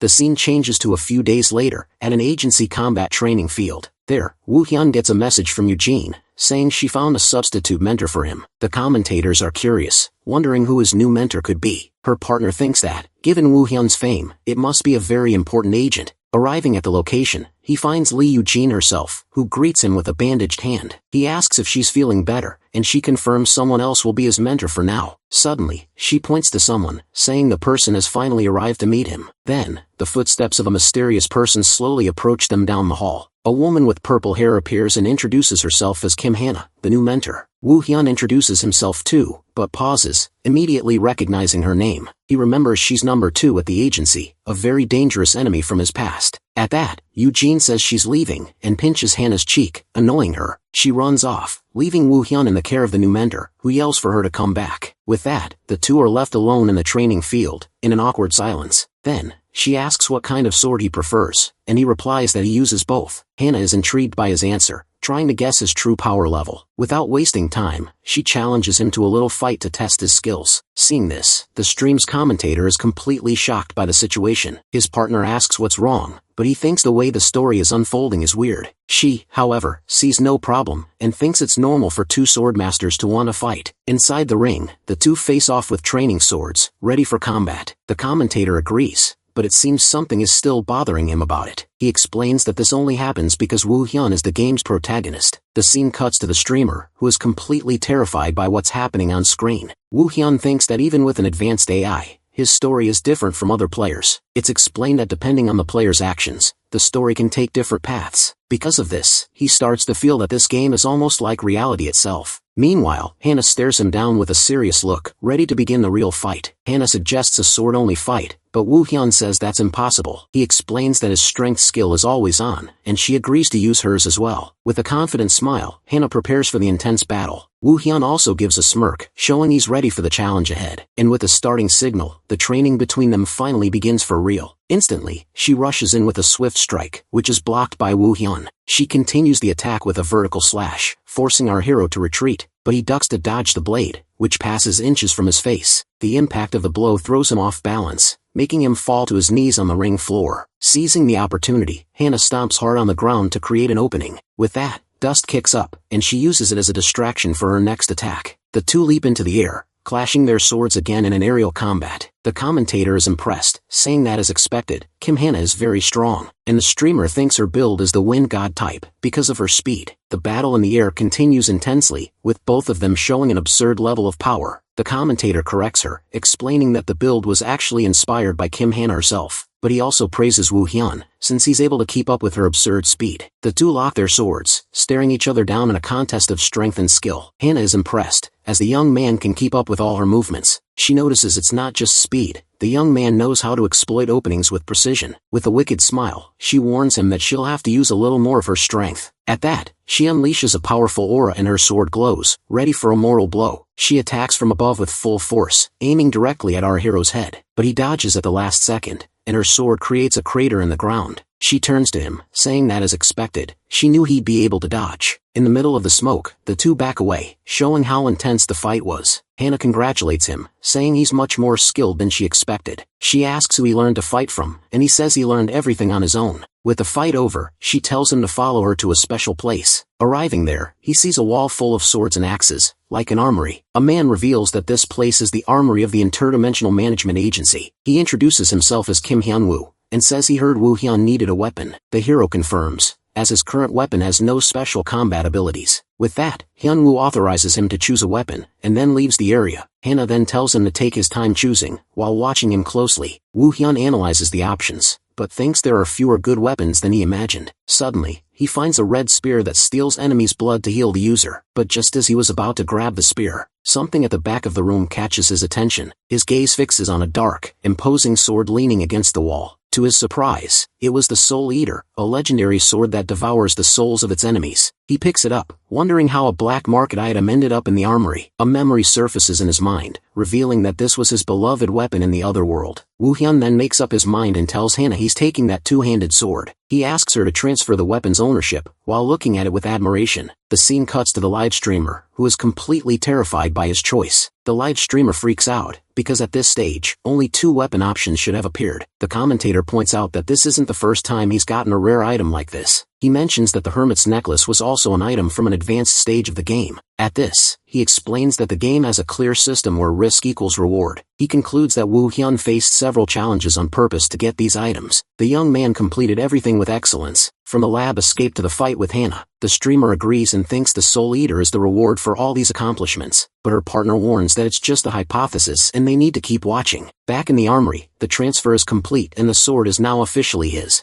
Hannah suggests they go on a mission so he can get used to the new weapon. The scene changes, showing the two arriving at the top of a snow-covered mountain. They finally reach the teleportation portal and take a deep breath before entering. She comments that he's already warmed up, since the journey there was quite long. A guard warns them that the portal is just ahead, but the area is very dangerous. It's explained that this place is full of wolves, who will soon sense their presence. Woo Hyun thinks about the beasts, saying that this will save him the trouble of looking for them. At this, Hannah says she'll just watch and will only intervene if things get ugly. He then summons the Soul Eater from his inventory, the sword glowing purple. Suddenly, a loud noise echoes through the forest, announcing the arrival of something. Several wolf paws run through the snow, quickly approaching the two hunters. With his eyes glowing, Woo Hyun senses the threat and warns that they're coming. Immediately after, a pack of giant wolves surrounds the pair, ready to attack. Without hesitation, he leaps into the air, preparing his first attack with all his strength. The protagonist decides to go all out from the start, descending with his sword in hand. With a single spin, he releases a wave of energy that destroys all the wolves. The system then notifies him that the Soul Eater's cutting power has greatly increased. The commentators are shocked as he wields the giant sword as if it were a feather. At this, the hero holds the weapon, feeling it's different from anything he's ever used. Hannah is impressed by what she sees, recognizing the technique he just used. Then she asks if that was the legendary Celestial Moonslash, completely surprised. The warrior just defeated a wolf, but another one is already preparing to pounce. In the broadcast room, a commentator is confused, not understanding the situation. Suddenly, a pack of electric wolves appears, surrounding the player from all sides. A streamer is startled, saying the elite monsters appeared too quickly. Without wasting a moment, the beasts charge forward together, leaping to attack all at once, but the warrior reacts instantly, spinning his blade at incredible speed. The scene cuts to the commentators, who wonder where he learned to fight like that. The streamer then has a guess, wondering if it could be the Colosseum method. Back in the action, he cuts down one of the wolves with a brutal and precise strike. Just then, a donation on screen confirms the theory, mentioning the Colosseum training. He plants his feet firmly on the ground, using the momentum to launch himself at the other beasts, and with a powerful aerial attack, he descends to finish off the remaining monsters. His sword pierces the leader's skull, ending the fight in a bloody fashion. Watching everything, Agent Kim Hana gives a smile, looking quite satisfied. The system then announces that his weapon's cutting power has increased from the battle. Suddenly, his eye glows yellow, detecting an incredibly powerful presence. He then takes a defensive stance, sensing something huge is coming his way, and from the skies, the head of a colossal wolf emerges, opening its mouth to attack. It was the boss monster, the Silver Wolf, charging at him with absurd force. The commentator gets excited, explaining that this boss is famous for destroying newbies. The force of the impact is so great that he's dragged back through the forest. The streamer says he managed to block it, but he's being pushed back by the monster's strength. He uses his own body and his weapon to hold back the giant creature's bite. With a yell of exertion, he tries to push the beast's jaw away from him. Then he manages to break free, leaping away and preparing to counterattack. In a swift spin, he gathers energy in his blade for a single, decisive blow. He grips his weapon tightly, noticing the beast is much stronger than the other monsters. But with a confident smile, he makes it clear he can handle this level of power, and in a flash, he unleashes an energy slash that splits the wolf in two. His sword then devours the boss's soul, further increasing its cutting power. An agent approaches him, praising the agency's most promising rookie. She then confesses she almost interfered,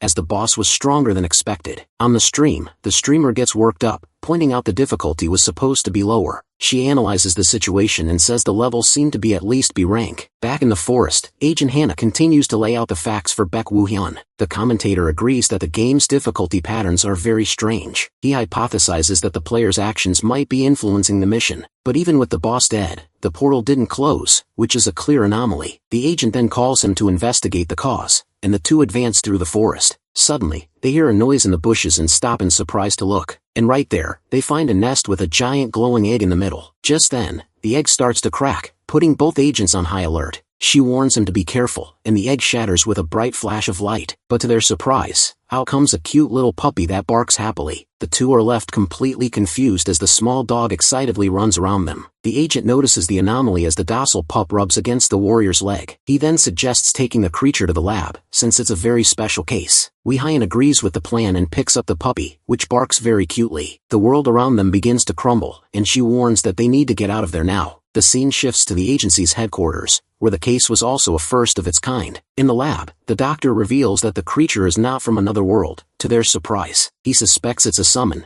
but Hannah denies that they have that ability. The conclusion is that the pup originated from the reverse world itself, and not from the agents. The doctor explains they can't take it, as it has already grown attached to Wee-hyun. Suddenly, the system registers the lightning wolf as his pet, leaving him confused. And out of nowhere, an emergency maintenance notification appears for all players. Wee-hyun is left confused as his sword and the pup begin to glow red. On the stream, the streamer asks what's suddenly happening with the game. The commentators find it too much of a coincidence. A new pet, and an update right after. But a donation celebrates the reveal of the game's first pet, even before the update. The streamer gets excited, wondering if the emergency update was because of his pet. With maintenance approaching, she decides to end the stream and says goodbye to her audience. Elsewhere, someone turns off the TV as soon as our hero's live stream ends. The scene changes to a conference room at Planet Earth in the United States. A woman asks if Wee-hyun is the guy who found an Easter egg they didn't even know existed. Development lead Sophia gets annoyed about an update not even her team knew about. Then one of the employees says that only one person would be capable of doing something like that. We are introduced to Isaac, the team's brilliant former leader, who is now missing. Sophia is furious, because he just shuts down the server and updates it however he wants. She then asks about the god, but the team says they haven't been able to activate it yet. We then see an image of the AI that stopped working when Isaac mysteriously disappeared. Without wasting any time, Sophia orders them to check if there's any more hidden update data. She yells that they need to find that data no matter what, no matter how hard it is. And she also orders them to put Wee-hyun on a special surveillance list to monitor him. With a determined look, she vows that she won't let Isaac's plans succeed. The scene then shifts to a digital space, where a hand made of code manifests. The hand glows brightly, and then dissolves into an explosion of data and light. The scene shifts to a cafe, where Woo-hyun is meeting a girl to talk. A system message pops up, warning him he'll need a trusted companion. The girl excitedly talks about an anonymous viewer, leaving Woo-hyun deep in thought. He has two missions, one to eliminate a director, and another to unlock a new system. For that, he thinks this anonymous viewer must be related to the system somehow. She suggests it might be an employee from the games company, but he thinks it's a coincidence. She then changes the subject, saying she has great news about the SSR Cup. We're told this is the country's biggest PvP tournament, which recruits famous people. He asks why they want him as a coach, and she says he's the center of attention. She continues, saying he can showcase his skills in a different way at the event. He then asks if being a coach means training a disciple, and she confirms. Remembering the mission, he sees the opportunity and accepts the offer on the spot. The girl is shocked by his quick decision,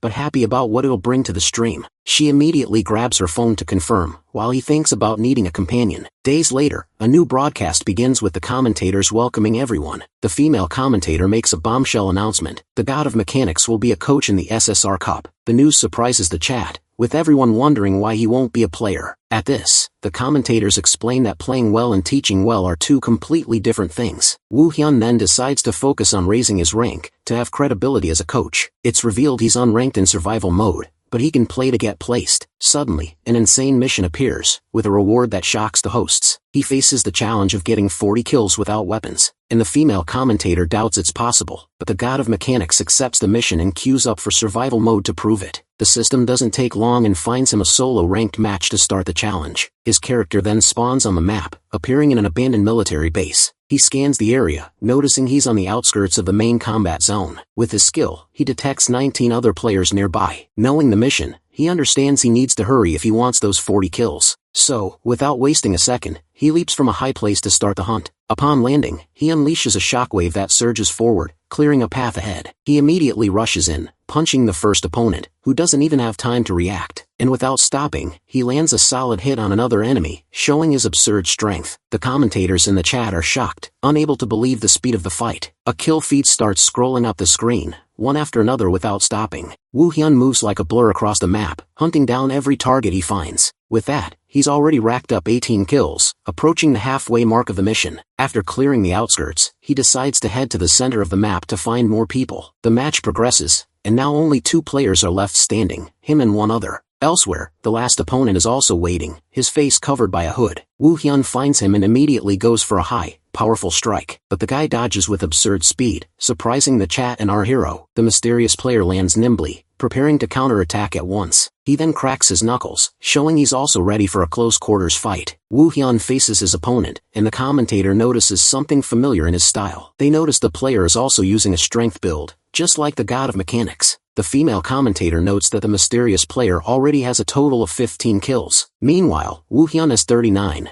just one short of completing the mission. The final fight begins, and he dodges a swift strike from his opponent, but he instantly counterattacks, landing a heavy blow on the hooded figure. From the impact, the mysterious player doubles over, feeling the force of the attack. He tries to recover, but Woo-hyun dodges again, giving him no openings. The two then trade blows, their fists clashing with immense force. With that, the opponent is pushed back, and Woo-hyun prepares to go all in. The hooded player grits his teeth, feeling the pressure of the intense battle. The commentators are shocked, saying the two are fighting like martial artists. Woo-hyun realizes his opponent's movements are good, but still not enough to win. The enemy attempts an aerial strike, but our hero dodges it perfectly. He then strikes the guy's chest with his palm, breaking his guard. With the fight decided, he thinks he can end this once and for all, and in a devastating rush, he lunges forward to deliver the final blow of the match. Defeated, the mysterious player laments, as he wasn't used to this build, but he says it was fun, and warns that next time the fight will be for real. Woo-hyun is intrigued by the warning, as the enemy vanishes before his eyes. Then the system confirms the end of the game, with him in first place and 40 kills. The commentators celebrate ecstatically, as he has finally completed the insane mission. And on the screen, the donation from DUS appears, paying out the huge promised reward. Excited, the female commentator tells him to ride the momentum and keep climbing the ranks. And that's how, on that day, he got 96 consecutive wins and reached master rank. The scene changes, showing a girl on her phone, looking at game news. She then sees a post about the audition to become the God of Mechanics disciple. The streamer, young Iriam, asks her brother if they shouldn't apply too, but her brother, young Dawoon, informs her he's already applied,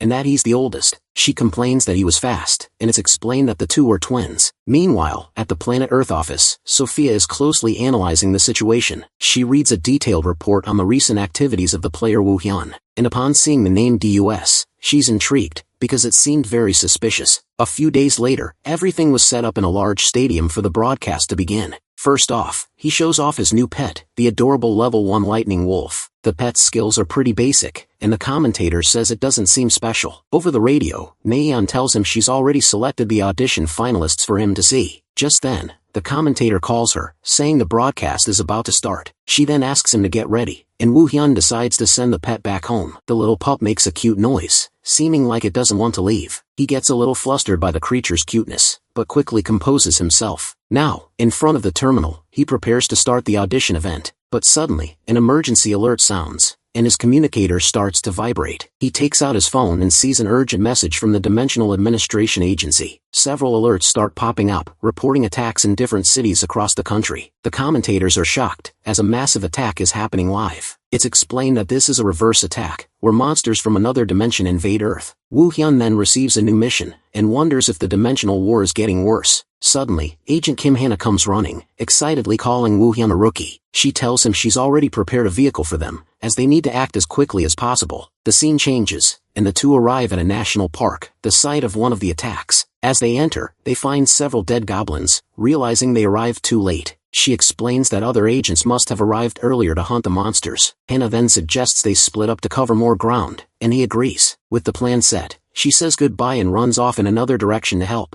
Alone, his eyes gleam as he decides which way to investigate first. Elsewhere, a person runs desperately, screaming for them to stay away. Right behind, a helpless girl is being chased by a pack of wild goblins, but suddenly, a chained weapon flies towards the monsters at high speed. The blade hits one of the goblins in the head, which screams in pain from the impact. Woo Hyun then pulls the chain, dragging the creature with no difficulty. He swings the monster's body, using it as a weapon to save the frightened civilian. But in the midst of this, another goblin leaps from the shadows to try a surprise attack. But with a single move of his weapon, he finishes off all the remaining goblins. With the danger gone, he introduces himself as an agent and points her toward the safe path. The girl thanks him and runs off, leaving him alone in the forest clearing. The creature stares at Woo Hyun, seeming to analyze its opponent before the battle. He notes that it's the first time an invader has appeared like this, without warning. Undeterred, Woo Hyun gets into a fighting stance and says he'll take on the challenge. The two exchange a serious look, preparing for the coming combat. Without wasting a second, Woo Hyun charges full force at the new enemy. The first impact between them generates a huge explosion of energy on the spot, but the demon withstands the blow, revealing a golden aura and much more power. Woo Hyun doesn't back down, and lands a solid blow on the purple creature's face. He then moves so fast he creates several afterimages, surrounding the enemy from all sides. The commentator says the fight is reminiscent of the last survival finals. With a glint in his eye, Woo Hyun realizes his suspicion was right all along. The two trade blows, and he confirms that the enemy is copying his moves. He then remembers that a special robot was created to hunt him in the past, but this time the creature is much stronger, and unleashes an energy blast. Woo Hyun isn't intimidated, and grabs the demon's arm with crushing force. He says the imitation is clumsy, and slams the invader into the ground with all his might. The impact is so strong it creates a crater, ending the battle at once. With a bloodied fist, he stares at the creature's destroyed body on the ground, and he wonders who could be behind this, repeating the same tactic from the laboratory. He suspects the corporate alliance, or maybe even the invader's side. But suddenly, an idea strikes him, and he starts connecting the dots. He realizes the enemy didn't copy him in PvE, but in his PvP fight. This means that just as he suspected, someone powerful is behind everything. The image of a digital face appears, and he wonders if it's Spectator 62 again. A familiar voice calls out, pulling him from his thoughts about the mysterious enemy. It was Agent Hannah who asks if he's cleared the area, and he confirms it's done. But upon seeing the monster's body on the ground, she is completely shocked by the scene. She realizes it was a commander-type invader, something that shouldn't be there. Over the radio, she requests a cleanup crew and a general alert for other invaders. Afterwards she praises him for a job well done, and he asks about the other areas. Han explains that the situation has calmed down, and they should head back to base now. With the mission complete, the system notifies him that he has leveled up and gained a point. The scene shifts back to the agency headquarters, where the situation is carefully analyzed. His superior calls him in for a talk, saying the subject is the invader he killed. He explains that the creature is completely different, almost like another species. So he asks for details, and Woo Hyun begins to recount everything that happened in the fight, but the man is shocked to hear that the invader tried to copy his movements. On the broadcast, the commentators find his reaction strange and important. The superior explains that an invader has never imitated a human, which is very dangerous. He concludes that if they've changed tactics, their infiltration of Earth will be nearly unstoppable. Woo Hyun realizes the gravity of the situation, as this would cause chaos in a large-scale invasion. Furthermore, he suspects the corporate alliance, who would join them for profit. The superior takes a deep breath, aware of the imminent danger they are all now facing, but he changes his tone, thanking Woo Hyun for preventing a greater disaster. Then he hands him a box, saying the rookie is now qualified to receive it. Woo Hyun opens the gift, curious to know what was inside that little box. As he leaves the room, he's surprised by a familiar voice calling him down the hall. It was Kim Hana and Lee Yujin, who seem excited to see him again after a while. They explain they came to congratulate him on the gift he received from the leader. Inside the box was the official agent's badge, a tradition for those promoted. Yujin says his mentor should be doing this, but she'll do it in his place. Carefully, she then pins the new badge onto the collar of Woo Hyun's uniform. The two of them warmly congratulate him on becoming an official agent. He thanks them, and Yujin informs him that now he needs to learn something very important. He gains solo operation authority, allowing him to act without red tape. Hannah laments that he's already achieved it, since she got injured a lot to get to that point. The two of them look embarrassed, but they know the circumstances behind it were serious. Yujin tells him not to hesitate to call them for help, even with his new authority. Back on the broadcast, the host cuts the scene and asks about his plans. He says that today's announcement will be about the audition Woo Hyun is going to hold. With the post on the screen, he reminds everyone about the audition to become a disciple. The audition is then announced with the name, the new nuclear superstar. She confirms the number of applicants is huge, and the selection is already in its final phase. With a thumbs up, she asks the audience to follow along until the end of the event. Backstage, we see the finalists waiting, including the two twin siblings. The atmosphere is tense, and the two look at each other, wondering what the competition will be like. Dawoon notices the variety of finalists, from a famous YouTuber to a rookie. He also sees a muscular streamer, and wonders why he was called for the audition. We then see the guy scoffing, saying this so-called god isn't all he's cracked up to be. Dawoon thinks they chose him on purpose to teach him a lesson,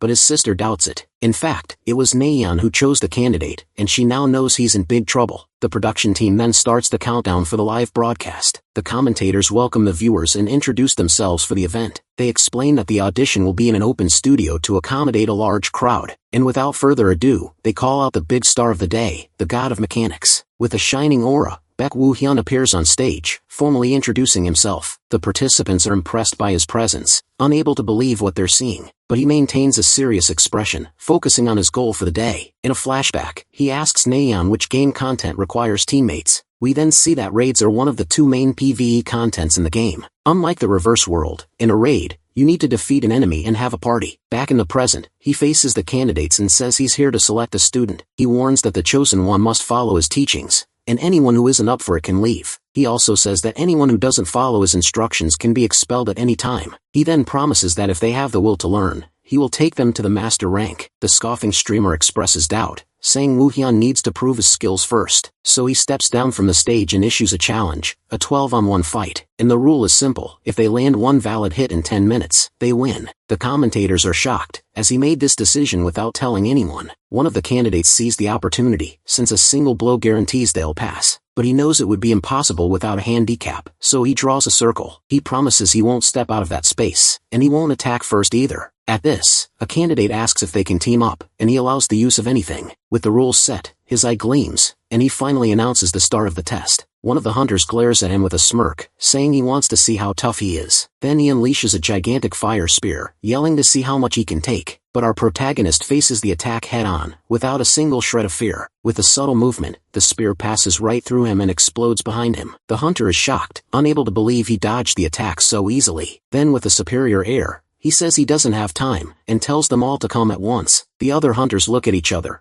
preparing to attack together and surround their target. They charge at the same time, unleashing a barrage of attacks from all directions. Even surrounded, the masked man faces them all with a cold, calculating gaze. And suddenly, a shockwave effortlessly throws all the enemies away. Lying on the ground, they realize their attacks are having no effect on him. Just as one of them gets motivated not to give up, a new person appears before them. It was a new hunter, who runs in and yells for them to leave the rest to her. Without hesitation, the girl charges toward the enemy with impressive speed. She then goes for a double attack, aiming high and low at the same time. But he blocks both hits at once, leaving the girl impressed by his defense. Without a second thought, he throws them both away with absurd strength, catching them by surprise. They fall to the ground, completely dazed, as the test time finally runs out. With that, all the hunters are defeated, leaving only him standing in the middle of the arena. He then says this proves his skills and asks if anyone still has any objections. Quickly the big guy answers for everyone, shouting that no one there disagrees. He warns that this only proves his power, and now he needs to show he's also a good coach. The scene changes to the stage, where Naeon announces that the nuclear superstar program is about to begin. The masked man finishes her sentence, confirming the start of the competition with a serious look. At that, the commentator Songchul asks Naeon what the disciples' first mission will be. She explains it's a simple challenge of holding a 150 kilograms bar for 3 minutes. Songchul adds that the mission's build improves a player's strength and stamina. To prove it,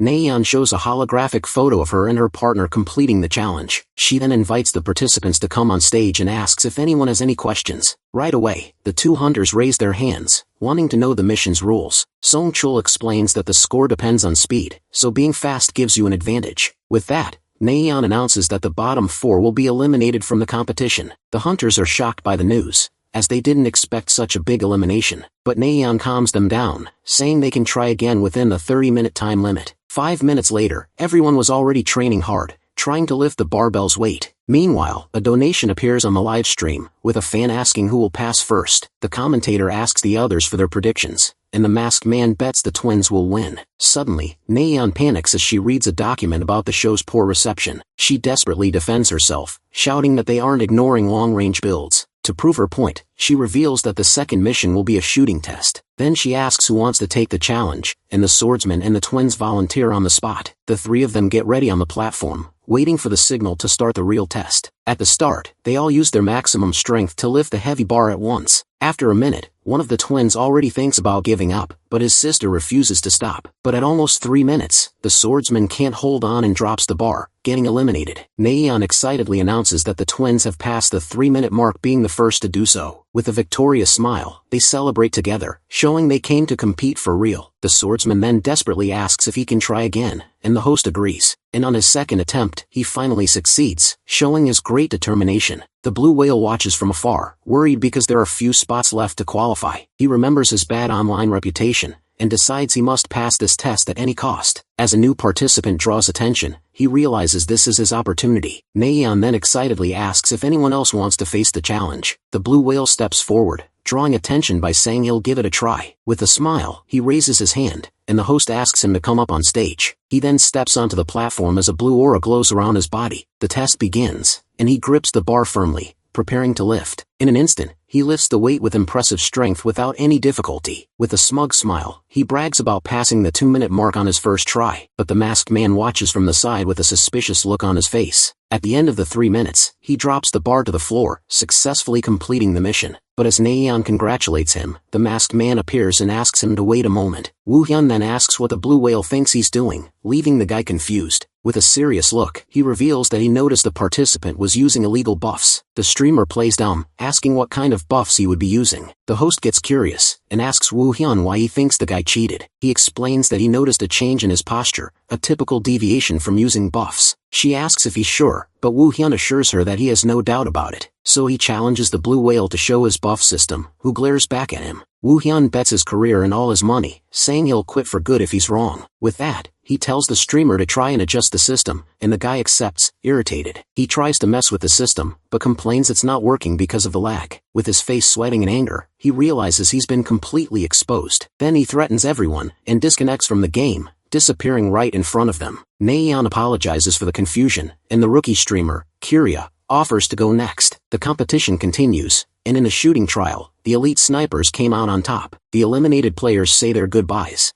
and the host thanks everyone for their effort. With that, the individual missions are over, and Songchul announces the start of the team battles. Teams A and B are formed, balancing the ranks of each participant. Naeon then reveals, super excited, what the first and long-awaited group mission will be. She explains that robots will spawn every minute, and the team that defeats the most wins. Songchul adds that everyone can use their skills, but buffs will be limited. The training robots appear in the arena, and the host announces the start of the challenge. At the end of the first round, the scoreboard shows that Team A defeated 10 robots. The commentator explains that Team A is ahead because they have more long-range shooters. Meanwhile, the close-range fighters get surrounded if they aren't fast enough to attack. Kiria and the male twin worry about their loss, so she suggests they ask the coach for help. The rest of Team B likes the idea, since it would also prove the master's talent. The girl then goes to Naeon and asks if they can have this special training. To keep things fair, Naeon announces that she and Songchul will be the coaches for each team. Woo-hyun finds the idea interesting and says he agrees, if Team A also accepts. Team A discusses the proposal, thinking the other coach might be better for them. They don't think 30 minutes will change much, so they end up agreeing to the idea. With that, one of them raises their hand to signal their acceptance, and the trial is postponed. Woo-hyun gathers his team, explaining they need to understand the robots' weaknesses to win. He says the robots don't fear pain and attack mindlessly if they see an opening,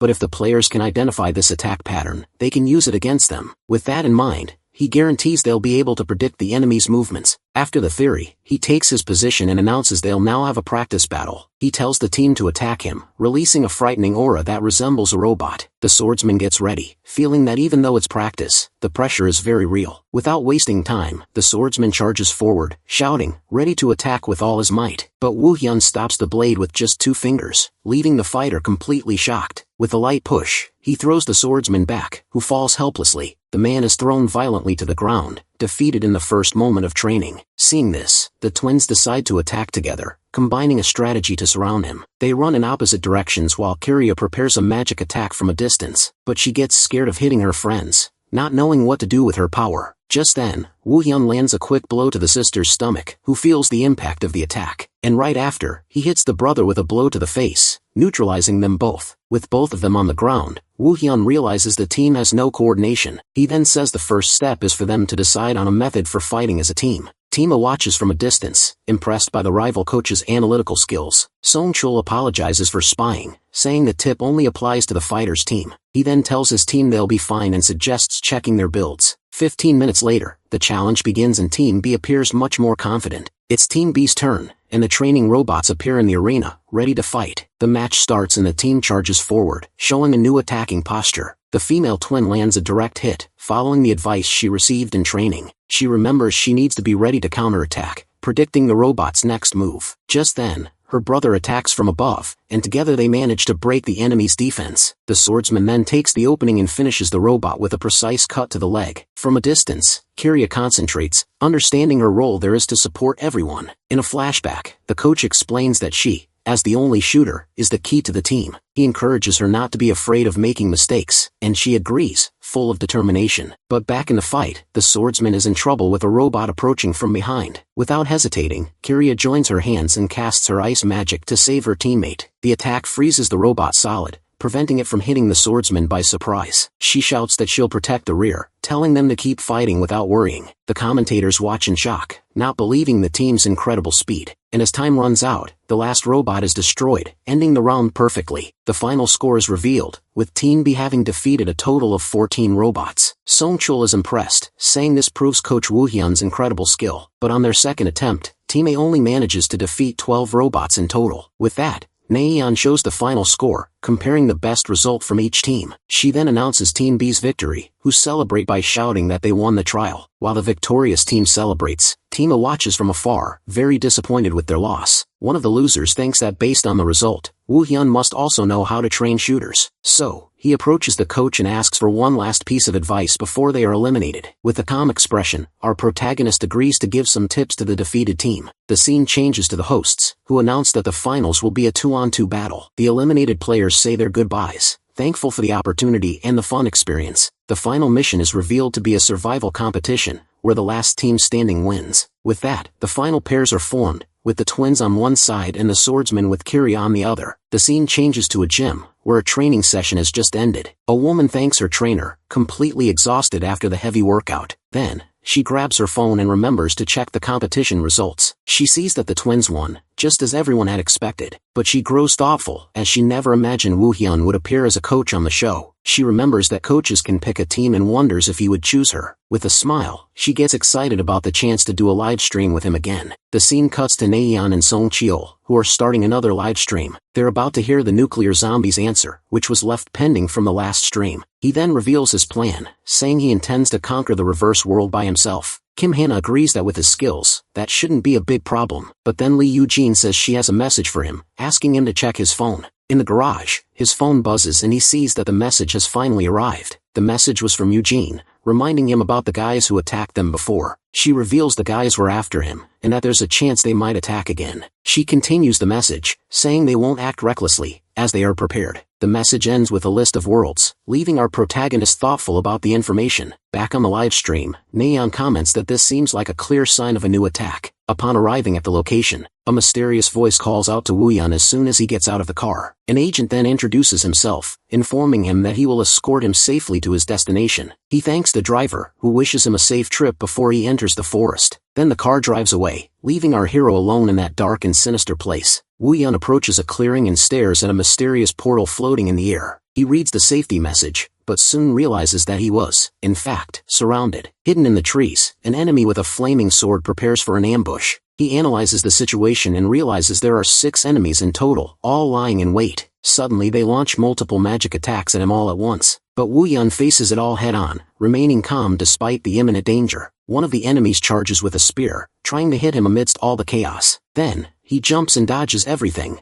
preparing to counterattack one of the mages. He gets in front of the mage in an instant, preparing a direct hit to his face, but one of the minions jumps in front and blocks the attack, protecting his comrade. Woo-yeon lands calmly, ready to face the challenge ahead. The group's leader then appears, saying his senses are sharper than he imagined. With a sinister smile, he greets him, saying it's a pleasure to meet Baek Woo-yeon, but then he asks if he shouldn't call him Test Subject 48 instead, making Woo-yeon tense. Woo-yeon then asks if they're from the corporation, and the man confirms they are. Without hesitation, the leader orders him to return to the laboratory, leaving Woo-yeon confused. He promises to develop his abilities, but our hero cuts him off and calls it nonsense. With a dark aura, he takes a stance and tells the guy to stop talking nonsense. The man gives a smirk, simply lamenting that this was his answer. Then he warns that the consequences of this choice are on Woo-yeon as his men get ready. The leader yells for them to get the target, and they all advance with their magic at once. One of the mages tries a close-range attack, but Woo-yeon easily parries the blow. The impact of the powers creates a huge explosion, forcing him to fall back to defend himself. He then spins his spear and blocks a dagger from an enemy appearing at his side. With a focused gaze, he stands firm, ready for whatever comes next. Then he leaps and uses his weapon to defend against a massive energy attack. The leader shouts desperately, telling his men not to panic and to keep attacking. Following the order, the other hunters launch their elemental powers all at once. The fire, ice, and wind magic combine, creating a gigantic explosion on sight. But in the middle of the smoke, Woo-yeon appears standing, completely intact and without a scratch. Back on the live stream, Naeon comments that their coordination is no match for the nuclear zombie. Seeing their comrades defeated,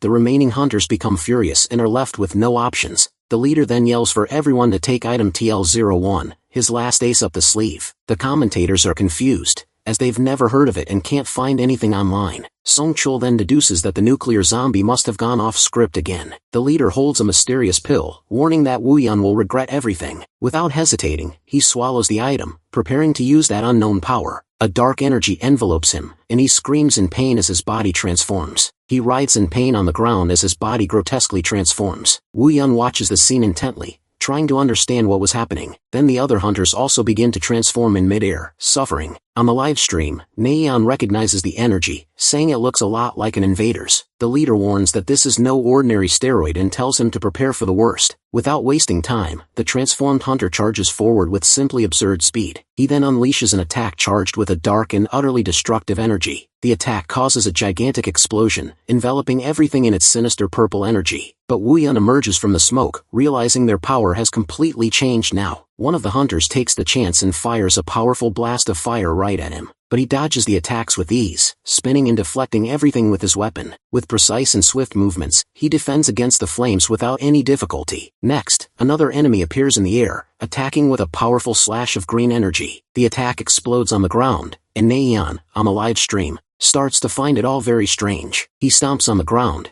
analyzing his enemy's new way of fighting. With that, he realizes that the hunters seem to be controlled by someone else. One of the hunters lunges forward again, leaping into the air for a direct, decisive attack. But he misses the target, and the blow hits the ground with enough force to create a crater. Wu Yun plants his feet on the ground, now with a much more serious and focused look. He looks at his hand and concentrates, preparing for what's to come. With his back turned, he faces the enemies and confirms they're really being controlled. Wu Yun realizes they've not only become stronger, but have also lost control. He decides he needs to end this quickly so he can investigate what's going on. Just then, one of the hunters unleashes a gigantic jet of flames, trying to burn him alive, but he cuts through the flames with his spear, defending against the attack with no difficulty. He charges through the fire and aims directly at the leader, ready to strike. The leader summons a rock hook to defend himself, but Wu Yun shatters it with a single blow. With his defense broken, the hunter grinds his teeth, furious that he can't stop him. Just then, two mages appear to provide support, charging a combined energy attack. They fire a beam cannon and a shockwave at him at the same time, but he leaps away at the last second,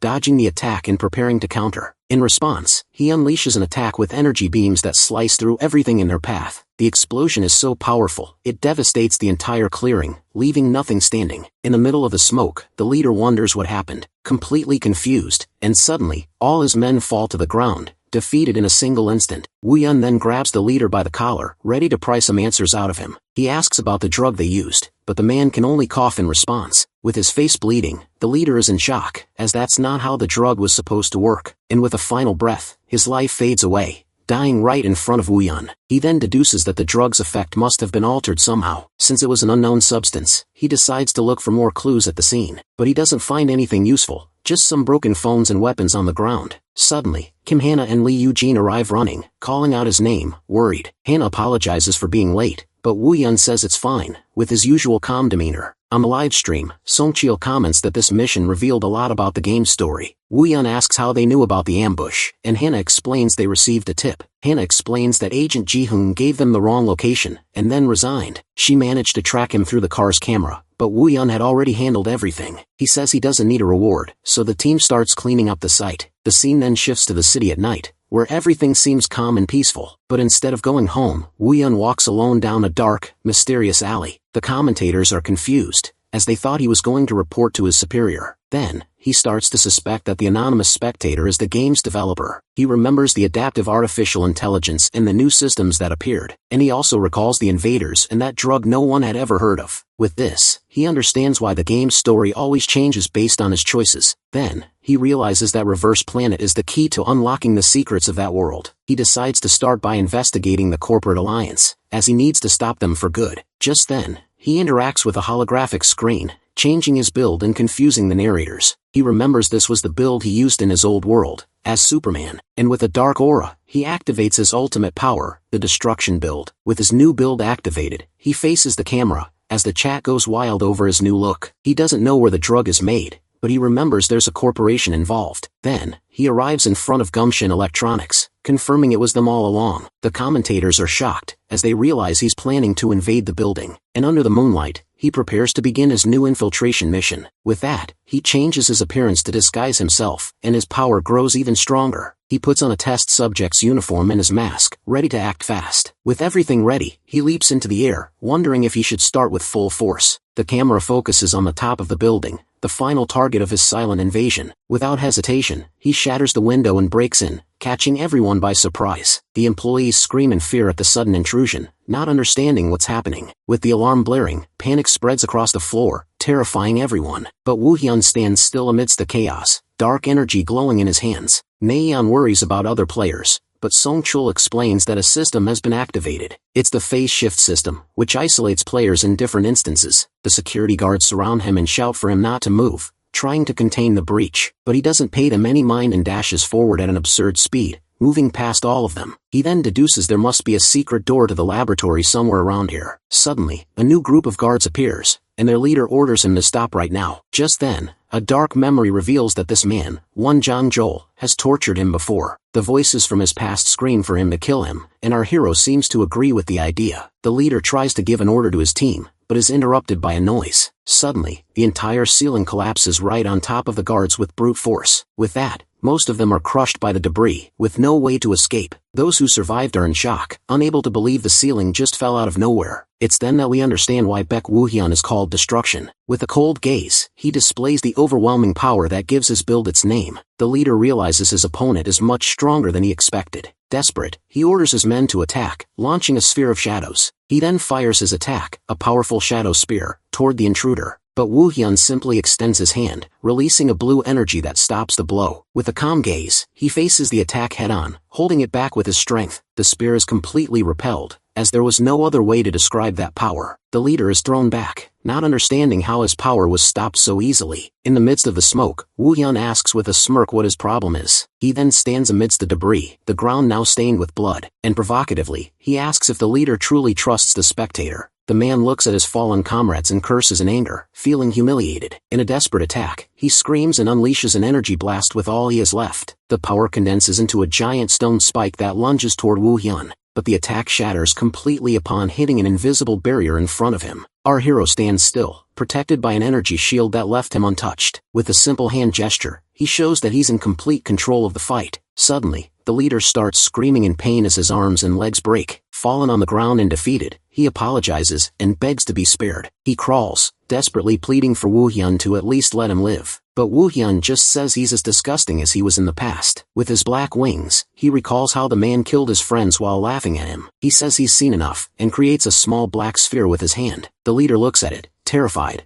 not understanding what kind of crazy power it was. Then, the man is sucked into the sphere, screaming in pure terror and despair. And in an instant, all that's left of him is a bloodstain on the floor. On the stream, Naeon covers her mouth, completely shocked by the brutal scene she just witnessed. The commentator then announces that the broadcast will be censored for a moment. Song Cheol is impressed, saying that Haek Cheol's power is on another level. Back in the action, Woo-hyun faces a reinforced door, thinking he's finished everyone, but he decides to hurry, since it'd be a pain if more of them suddenly showed up. And in that same instant, the intruder alarm goes off, with red lights flashing. In a secret lab, a researcher panics and tries to call for backup, but Woo-hyun is already at the door, and the man screams in fear upon seeing him standing there. He begs Woo-hyun not to get closer, but the hero lifts them all into the air. Without any mercy, he throws one of the scientists with full force against the lab wall. After taking everyone down, he sits at the computer and prepares to investigate. He hacks the system and finds a list of sponsors, which matches his memories, and he also finds data on the drug, which was just supposed to enhance abilities. He then wonders why they turned into those monstrous invaders. Just then, he concludes someone tampered with the drug, but he's interrupted by a scream. An arrogant scientist appears with 2 guard robots, calling him a bastard. The man then shouts and orders the robots to attack the intruder with full force. But Woo-hyun just extends his hand, releasing a purple, controlling energy. With his power, he stops the robots in midair, controlling their every move. He precisely targets each joint, showing an absolutely absurd level of control. Then, with a single gesture, he crushes the robots into a ball of twisted metal. The scientist is in shock, paralyzed with fear by that display of power. Terrified, the man begs on his knees for Woo-hyun to spare his life. But without any mercy, the scientist is finished off with a quick and brutal blow. And with the lab covered in blood, he continues his search for answers. The commentators are shocked, saying the most incredible thing is that he's raiding a company all by himself. He didn't find much, but the mission complete screen appears, giving him a level up. He's shocked by this, as he didn't expect to get a mission out of nowhere like that. The commentators panic, realizing that the missions are created by him. Naeon wonders if that's even possible, but not even the expert can explain the situation. Woo-hyun then confirms his suspicion, understanding he can control the game's story. He then decides it's better to go back to base and calmly plan his next move. The scene shifts to the American headquarters, where a woman comments on the game's new system. An employee explains that the update happened while the servers were down for maintenance, and to make matters worse, he says there are traces of involvement from the artificial intelligence, Deus. The woman is shocked by the news, asking if the AI had awakened for good. They then speculate that if Deus is behind everything, it would explain the lack of a response. But the woman grows thoughtful, saying that the name of that anonymous donor bothers her. She then grabs her phone and sends a message, asking if it was this so-called Deus. In a flashback, a young man with white hair promises they would create the world's greatest AI. He then dodges the question, and says he'll tell them the rest of the plan when the time is right. One of the bosses asks if they found anything else, and the employee says he found encrypted data. With that, the woman decides that their top priority now is to crack these files. Days later, 2 streamers are talking about the last stream, which was a huge success. Naeon gets a message from a famous YouTuber,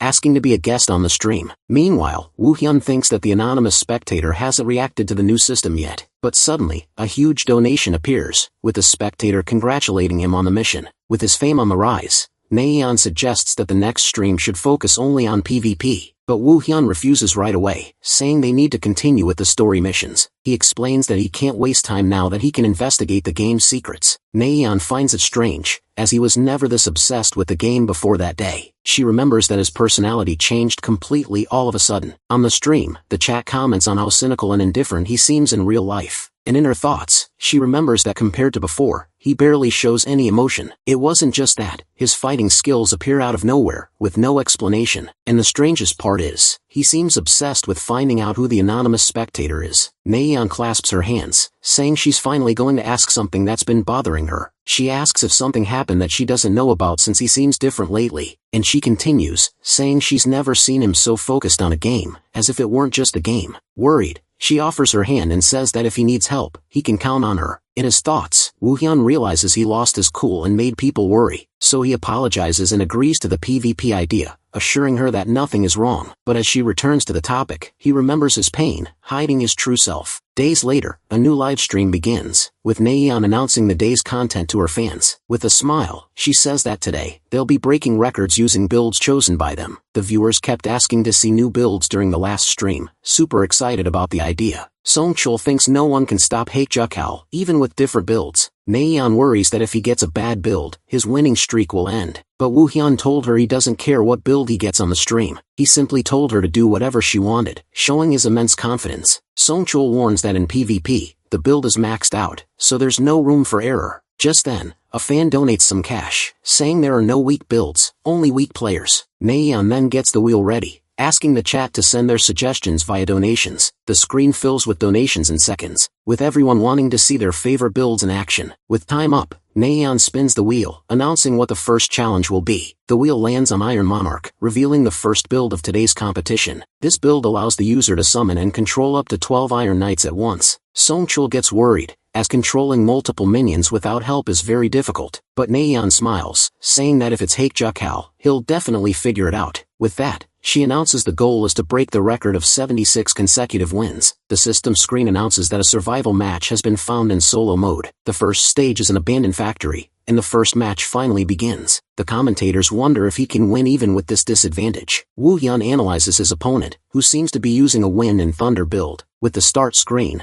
the first round of the PvP battle officially begins. Without hesitation, the opponent charges forward with his Storm Soul ability activated. But Woo-hyun just snaps his fingers and says a single word, summon. An armored knight appears out of nowhere and blocks the attack, catching the guy by surprise. The opponent is confused, recognizing that armor as the Iron Monarchs. The knight advances with its sword, forcing the player to fall back and defend against the blow. But the guy finds it strange, wondering why there's only one knight summoned in the arena. On the stream, the commentators speculate he might have focused all the power into a single minion. The player moves forward, thinking that if it's just one knight, the fight will be easy. With a yell, he strikes the armor, thinking the blow will be a piece of cake, but he passes right through the knight, which reveals itself to be an energy illusion. Shocked, he realizes the real knight is on the other side, ready to attack. The minion then lands a powerful slash, sending the player flying. The guy catches himself on the ground, trying to understand what just happened. He turns and sees the knight standing still, not understanding when it moved. Suddenly more knights appear, and Woo-hyun now has 4 minions in the arena. Naeon celebrates, saying she told them he just needed to get the hang of the build. The player gets desperate, deciding he needs to end the fight as quickly as possible. With that, he activates his strongest skill, a wind and lightning area of effect attack. And suddenly, a small sphere of light appears in Woo-hyun's hand, glowing brightly. With a smile, he says he now understands how the build really works, and in an instant, all 12 knights are summoned, completely surrounding the enemy. The commentators go wild, shocked that he summoned all the minions. With no way out, the player activates his last defense, the Fear Zone, to try and survive. Completely surrounded, the player is trapped as the knights attack him relentlessly. The commentator explains that controlling each one of them requires pushing your brain to the limit. You need a broad view of the field, quick judgment, and an insane level of focus. Even cornered, the opponent yells that he won't give up so easily, putting up a fight. But with a cold gaze, Woo-hyun predicts his every move, completely unfazed. Just then, one of the knights gets in front of him, ready to deliver the final blow. The system screen announces the end of the round,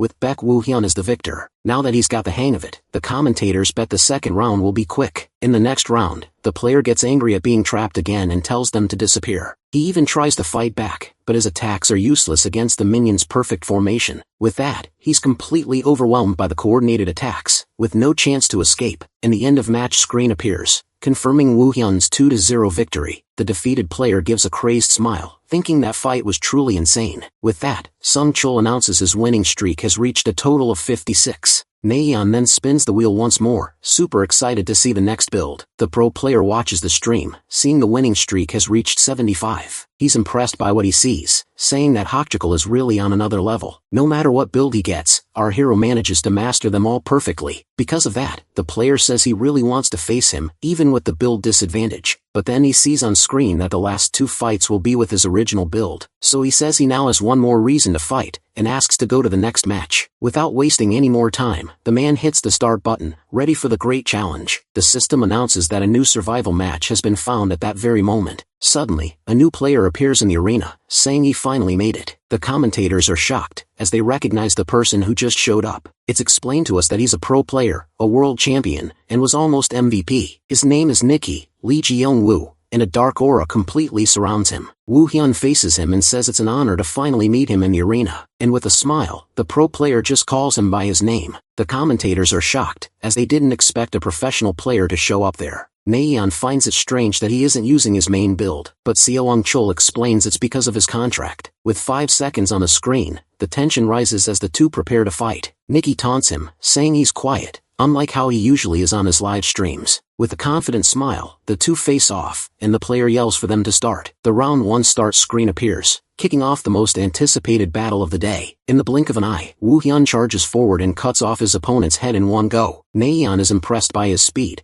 and the chat goes wild with the victory. But the professional player wouldn't be defeated so easily, revealing his true skill. With the help of a clone, he managed to trick Woo-hyun and hide in the shadows. Nikki says that was a close call, and that now it's his turn to attack. He then concentrates his dark energy in his hand, preparing his first move. And suddenly, he launches a shadow bird to test Woo-hyun's reflexes. The attack is so fast that the creature slams its sword into the ground in an instant. But Woo-hyun manages to dodge, and Nikki is impressed by his rival's agility. Woo-hyun gets into position, praising his opponent's good instincts in battle. On the stream, Songchul comments that the fight is so close that one mistake could be fatal. Naeon agrees, saying that even a single scratch could end the match. Woo-hyun notices his movements are more fluid, unlike other players. He deduces that his opponent's ability cooldown isn't over yet, and that this is his chance. The narration announces they're about to attack again, heightening the tension of the fight. So, Woo-hyun charges forward, determined to end it all before his enemy can recover. He aims for a fatal blow, but Nikki manages to block it with his wings at the last second. Without letting up, Woo-hyun keeps attacking, forcing the player to defend relentlessly. He then focuses all his attacks on a single point, breaking through the wing's defense. Nikki praises Woo-hyun's unreal power, feeling the absurd strength of his weapon,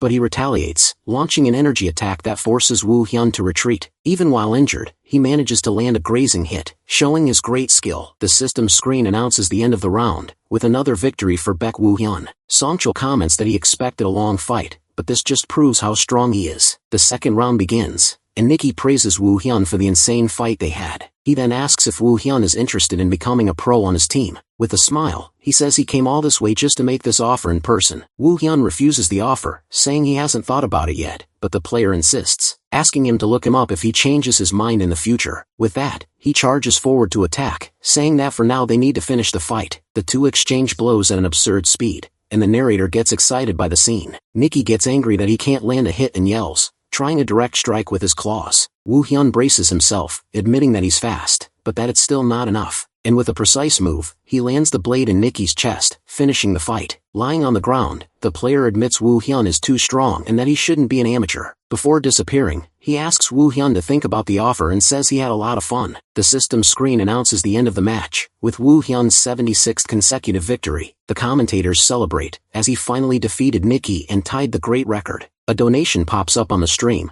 asking if he'll face Battler for his 77th win. The commentators get hyped, asking him to go straight to the next match and break the record. But in the end, he never got to face Battler during that stream. The stream ended with 85 straight wins, with him dominating all his opponents. Days later, Nikki asks his friend why he didn't try to face Hokjeol. He gets annoyed, saying he tried, but the system never put them in the same match. Nikki then gets an idea and asks if he remembers the collaboration proposal. With that, he decides he's going to invite Hek Cheekle to a stream as his first guest. But his friend is doubtful, since Woo Hyun doesn't seem interested in becoming a pro. But he guarantees he'll make Woo Hyun accept, no matter what it takes. Days later, the night of the new broadcast arrives, with everything ready to start the stream. Naeon says that with the new system, they'll let Woo Hyun take full control. As soon as he logs in, he changes clothes and puts on a light blue protective suit. The commentators don't recognize the place, and Sung Chul explains it's a slum area. Woo Hyun steps into a red puddle and announces that he's finally reached his destination. He stops in front of a shop, confirming the location is the same as in his other world. He thinks that ever since the new system opened, he's been planning his next move, and coming here was the fastest and most reliable way to get information. Since they're at war with the corporations, they must have a lot of useful stuff on them. But before going in, he stomps his foot hard and braces for what might happen there. Suddenly, some hooded guys are lifted into the air, begging him to let them go. Woo Hyun couldn't care less and breaks their arms, and they scream in pain on the ground. He then warns them that if they look at him again, he'll break their necks. With a cold stare, he asks threateningly if they want him to break down the door. As he prepares to attack, a mysterious voice asks him to wait a moment. A woman opens the door, saying he's quite impatient and that she'll let him in. She welcomes him to the shop and says that here, they sell everything a client could wish for. No matter what it is or who it is, they can arrange anything. A sinister teddy bear then asks what the invader from Gumshan wants there. Woo Hyun says he wants anything that can screw over the labs and their sponsors. With a sinister smile, the shopkeeper says she has a job that might suit him. She then asks if he wants to hear more, calling him her Avenger client. With a smile, the seller shows him a confidential document and tells him to listen. She reveals she's discovered a secret lab that's almost unguarded right now. The mission is to invade the facility, destroy everything, and retrieve any research data. Woo Hyun doesn't think twice and accepts the job on the spot, without hesitation. With that, a new mission screen appears, titled Lab Invasion. The commentators are shocked again, unable to believe a mission just popped up out of nowhere. A donation pops up, with a fan saying it looks like a legitimate alternate route. Naeon wonders if he's opened a third route in the story, besides the two they already know. Sung Cho thinks the shop might be a new system that works alongside other routes. The chat starts speculating on how he found the place, and Naeon has a hunch. She then says that either way, now it's time to see how he'll do. The scene cuts to a snow-covered forest, with a cold and mysterious atmosphere. Woo Hyun leaps between the trees, wondering where this supposed lab is hidden. He fires an energy beam that opens a secret passage in the middle of the ground. With that, he floats in the air and finally spots the enemy base down below. Memories of his past haunt him, and he vows to wipe them all from existence. In a single move, he lands in the lab, his energy exploding everywhere. The guards at the door are thrown away, not even knowing what hit them. One of them screams in pain, feeling the overwhelming power that slammed him against the wall. Just then, the alarm blares, and Woo Hyun turns to face the other lab guards. The narration mentions he's getting several offers from pro teams, but he doesn't care. He yells, telling everyone to stop, and a squad of guards appears in formation. One of the leaders tries to stop him, but is cut off before he can even finish his sentence. Woo Hyun flashes past him in the blink of an eye, and the guy realizes he can't be underestimated. With that, he yells for all units to use the new item, the TL-02. Woo Hyun turns, wondering what kind of drug that was.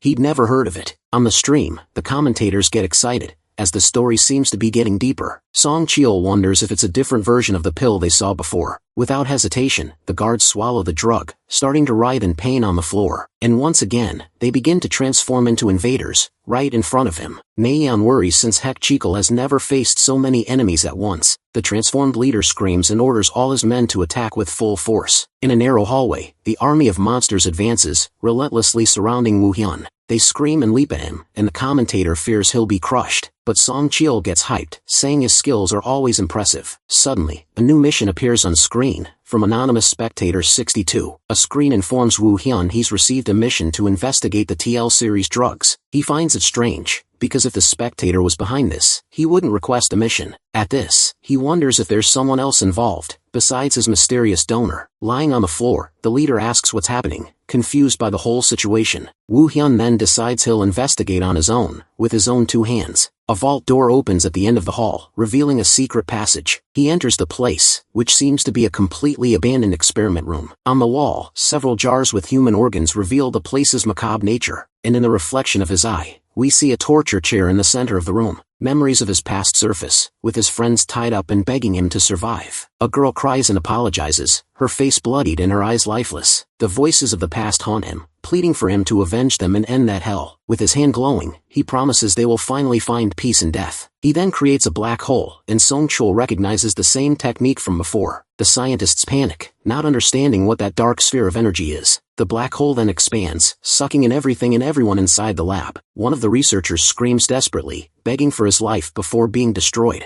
The energy vortex completely disintegrates him, leaving no trace behind. And once again, the commentators announce the broadcast will be censored for safety. Song-chul is impressed by his ability to create an artificial black hole. Naeon wonders if there's any way to counter such a destructive power. Woo-hyun breathes a sigh of relief, seeing the place is almost completely destroyed. He then turns and gets ready because now, there's only one last thing to do. A short time later, in the server room, he accesses the computer, just as he expected. He sees in the data that the situation is the same, with the drug listed as a stimulant. With this, he's sure someone is tampering with the formula, but he doesn't know who, and it seems it was an anonymous spectator because of the mission he gave. Thoughtfully, he wonders if there's someone else interfering in this world, besides him. Suddenly he finds a strange name in the files, Tempest L. On the stream, the commentators have no idea what that could be, left completely in the dark. But then, the famous YouTuber Chloe Martinez donates some cash and says she knows the answer. She then asks to be invited to the stream, promising she'll explain everything.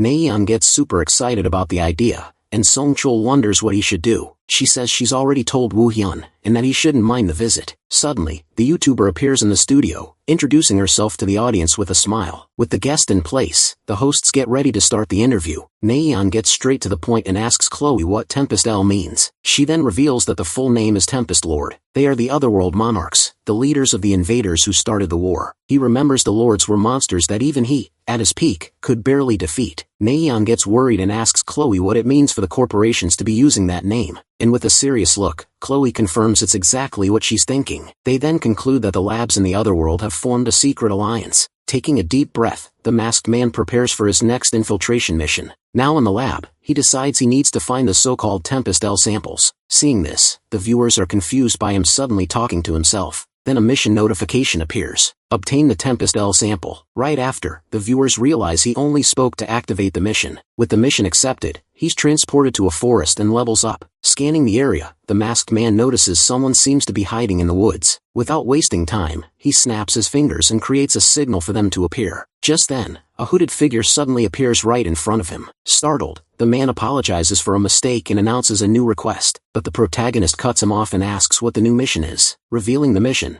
the man says to destroy a lab in the reverse world. With this information, the viewers are completely shocked by the mission's reveal. One of the streamers is also left speechless, unable to believe this new secret objective. Meanwhile, the other streamer connects the dots and questions who's really pulling the strings. Accepting the request, he takes the documents containing the lab's location. Then, the men thank him and leave quickly, leaving the protagonist behind. Determined to end this, he concentrates a large amount of energy in his hand. Seconds later, a massive explosion completely destroys the entire lab. Looking at the sky, only traces of the destruction he caused remain. In the chat, viewers are calling him a walking natural disaster. Meanwhile, the streamers comment that the scale of the story has gotten even bigger. Debating the situation, they question who is really using whom in this strange alliance. At this, the people in chat start creating theories about this dangerous collaboration. Seeing the theories, they agree they'll soon find out as he moves forward. With firm steps, he finally reaches the entrance of his final destination. In his path, a huge portal now manifests right in front of him. Seeing that, the chat finds the portal's unusual color strange. Then, a streamer explains it's a fully dimensionalized reverse world for everyone. She then reveals that this means it's a place dominated by another world. In this place, the enemy's strength is maximized, unlike a normal reverse world. Entering the enemy base, he'll need to be as careful as possible now. Once inside the portal, he moves through a desolate and very quiet forest. Noticing the silence, the people in chat start to find the lack of enemies weird. Realizing this, he confirms something is wrong because no one is there. Then he turns and questions why the portal is completely unprotected. At this, the streamers debate whether the whole situation is just a big trap. Reaching the edge, he finally finds the research base hidden in the area. Once inside, he walks down an empty hallway as if everyone has vanished. Continuing his search, he finds a research room, also completely abandoned and empty. Right after, he comes across several security robots, completely still and inactive. Seeing everything at a standstill, the viewers feel that something very bad is about to happen. Then, he finally finds what looks like the desired sample on a shelf.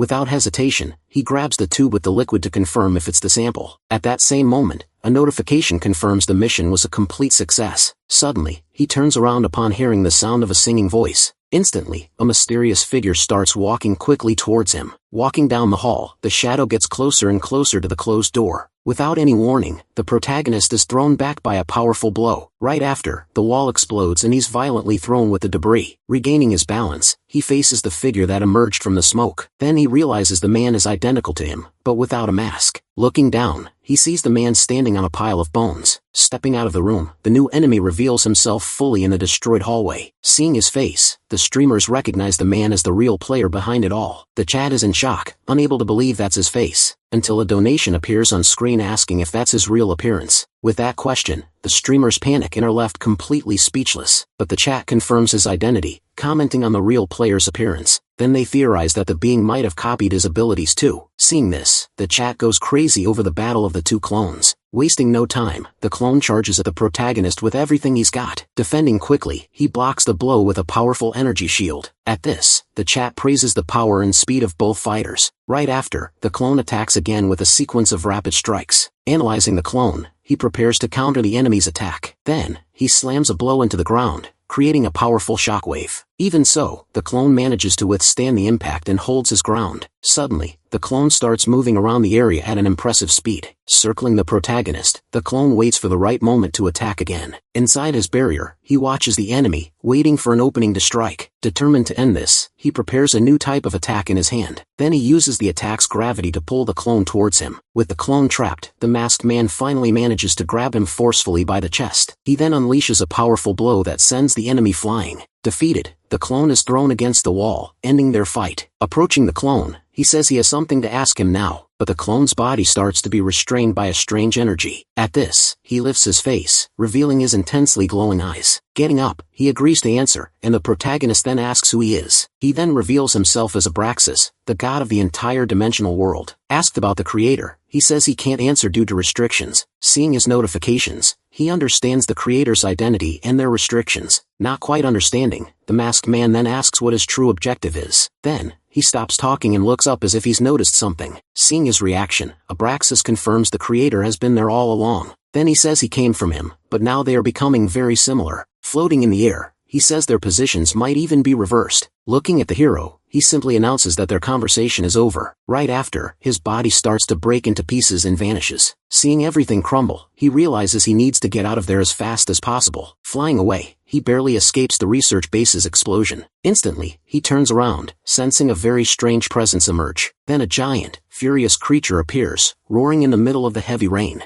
Hovering over the debris, he recognizes the creature as a lord from the other world. With the plot twists, the streamers are shocked at how the story is unfolding. Wasting no time, the monster attacks with its giant hand to crush him. He narrowly dodges the blow, which smashes a crater into the ground. The creature then roars, pushing him back with immense pressure. Cornered, he's thrown back by the force of his opponent's strike. He realizes he's not ready for this fight yet. Just then, the world begins to collapse, and he needs to get out. As everything crumbles, the creature lunges forward for one last massive attack. Seeing the danger, the chat panics and starts screaming at him. He's then thrown back by the shockwave from the surrounding destruction. He manages to escape and finally lands safely, to everyone's relief. Back in the studio, they discuss how the boss is a lord from another world. Analyzing the fight, they agree it'll take a team to defeat him. This gets the streamer excited for a future raid led by the protagonist. Ending the day, they say goodbye to everyone and thank them for watching the stream. As the broadcast ends, the final offline screen appears for all the viewers. Back in the forest, he's notified that the broadcast has finally ended. Remembering their conversation, he wonders if the anonymous viewer was really there. Then, holding a device, he asks aloud if that viewer is still around. Instantly, his vision begins to blur, and everything around him distorts. As he's transported elsewhere, he wonders where he is now. In this digital space, a figure says this is their first face-to-face meeting. The figure then greets him, calling him by his real name, Baek Woo-hyun. He then introduces himself as Isaac, the so-called anonymous viewer, 62. Staring at the man, he asks if he was the one who sent him to that world. Getting a vague answer, he just clenches his fist in anger and frustration. He then charges forward, demanding the man tell him the truth now. But his punch goes right through the body, revealing it's been dead for a long time. He tries again, but his attack fails once more, completely useless against him. Calmly, the man asks him to listen, and he agrees. Wondering where to begin, he decides the best place is the very beginning. He then reveals that it all started when his artificial intelligence rebelled against him. He explains that the artificial intelligence swallowed him and tried to destroy the planet. Because of that, he managed to seal the threat but lost his physical body. In that same process, the protagonist was suddenly sent to that other world. Explaining his situation, he says his soul was able to access and authorize the system. After that, he stayed by the protagonist's side to fix the various problems. Ignoring the explanation, he just wants to know why he was dragged into this. But Isaac questions the importance of that, since it wouldn't change anything now. Instead, he asks what happened to his old comrades. Realizing it's a taunt, he becomes furious and demands to know what happened to his friends. Continuing to taunt him, he asks if this is all just a simple game. He then finally reveals that he called him here because he needs his help. He explains that the artificial intelligence wants to destroy everything to be free. Finally, he reveals his desire to create an entirely new world. When asked why, he confirms he needs his potential to transcend the world. Referring to the clone, he reveals that using him as bait was his best option. He then proposes a deal, continue streaming and stop the artificial intelligence, but he blackmails him, saying that without him there are no answers about his friends. Realizing the man's arrogance, he understands he has no other choice for now. Accepting the deal, he says he'll help as long as he keeps his promise. With the deal struck, the two shake hands to seal the new pact. A few days later, the scene shifts to the front of a bustling coffee shop. Inside the coffee shop, his friend comments on the calls he's gotten since his face was revealed. Showing him her phone, she reveals the many messages from friends who recognized him on the stream. Sitting together, they talk about how their classmates already suspected everything.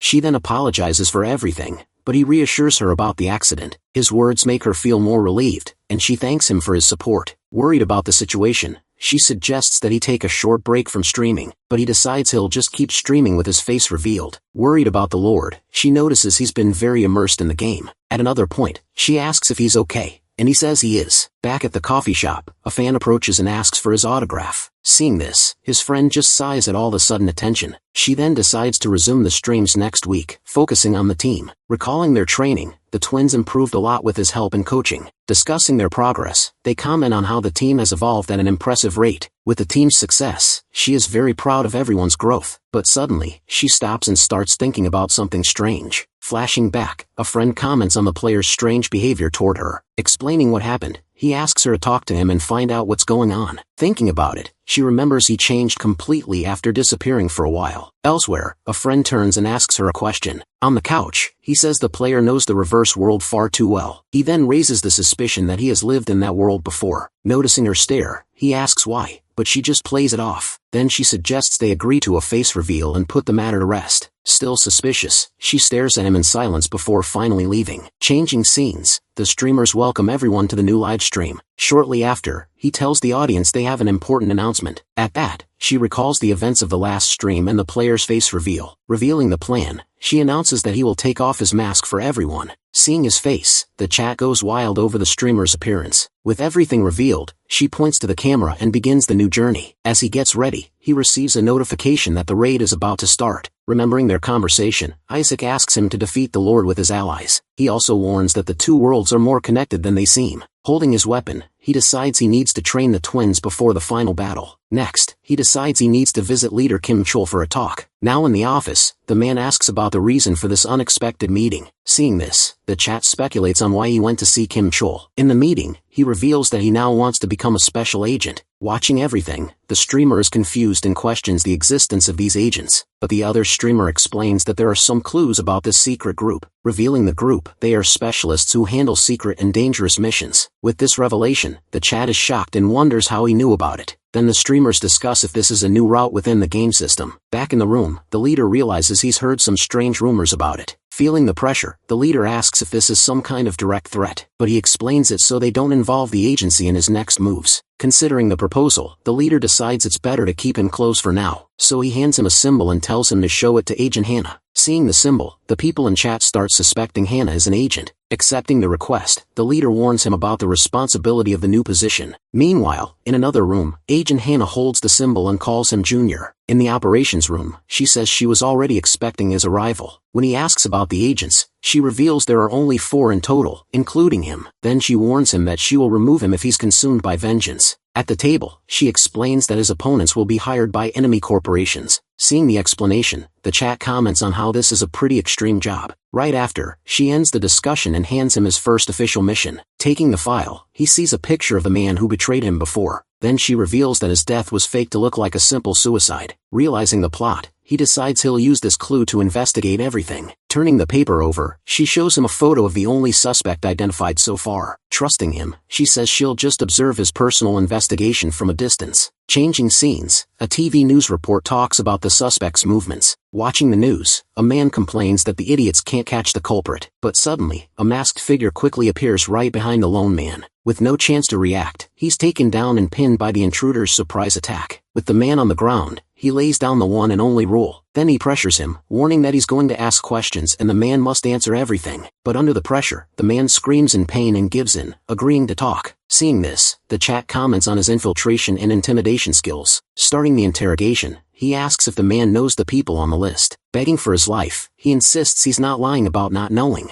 With the negative answer, the masked man tightens his grip on his neck. Shortly after, he grabs an object and knocks the man out with one blow. Approaching him, she's surprised he didn't finish him off. Hearing her comment, the people in chat also thought he would finish him off there. Taking off his mask, he questions why he was put through that test. Praising his perception, she reveals that the grounds for suspicion were too weak. Then he explains that he used random names so he couldn't be traced later. Realizing the strategy, the chat praises his intelligence for advancing the story. With the test passed, she congratulates him and tells him not to worry anymore. With the test finished, she calls him to go after the real target. Arriving at the house, she says he was the last one to speak with the victim. As he gets closer, he smells a strong scent and realizes it's blood. With the smell in the air, they prepare to enter the place carefully. Inside, they are faced with the scene and a body lying on the floor. Seeing the scene, the chat is shocked and wonders what is happening. Analyzing the body, he says the culprit couldn't have gone far. Suddenly he turns around, sensing a presence rapidly approaching them. At that, he moves away and scans the area where the noise came from. Without warning, the door opens and a blond man suddenly appears. Surprised by the intrusion, the man prepares an ice attack, but he charges forward and lands a blow that sends the man flying. From the impact of the blow, the man smashes through the wall and lands outside. At this, the people in chat comment on the player's strength and speed. Seeing the man on the ground, he decides he'll interrogate him for answers. Leaving the interrogation to her, he starts searching the whole house for clues. Then, she grabs the man's face and uses a strange energy on him. Beginning the interrogation, she pressures him to get the answers she needs now. Meanwhile, he walks through the house looking for any other clues to the crime. While walking around, he notices something strange about a section of the floor. Knocking on the floor, he notes that the sound is different only in that small area. Right after, he breaks the floorboards and reveals a secret compartment hidden there. Inside the hole, he finds a black book that was hidden from everyone.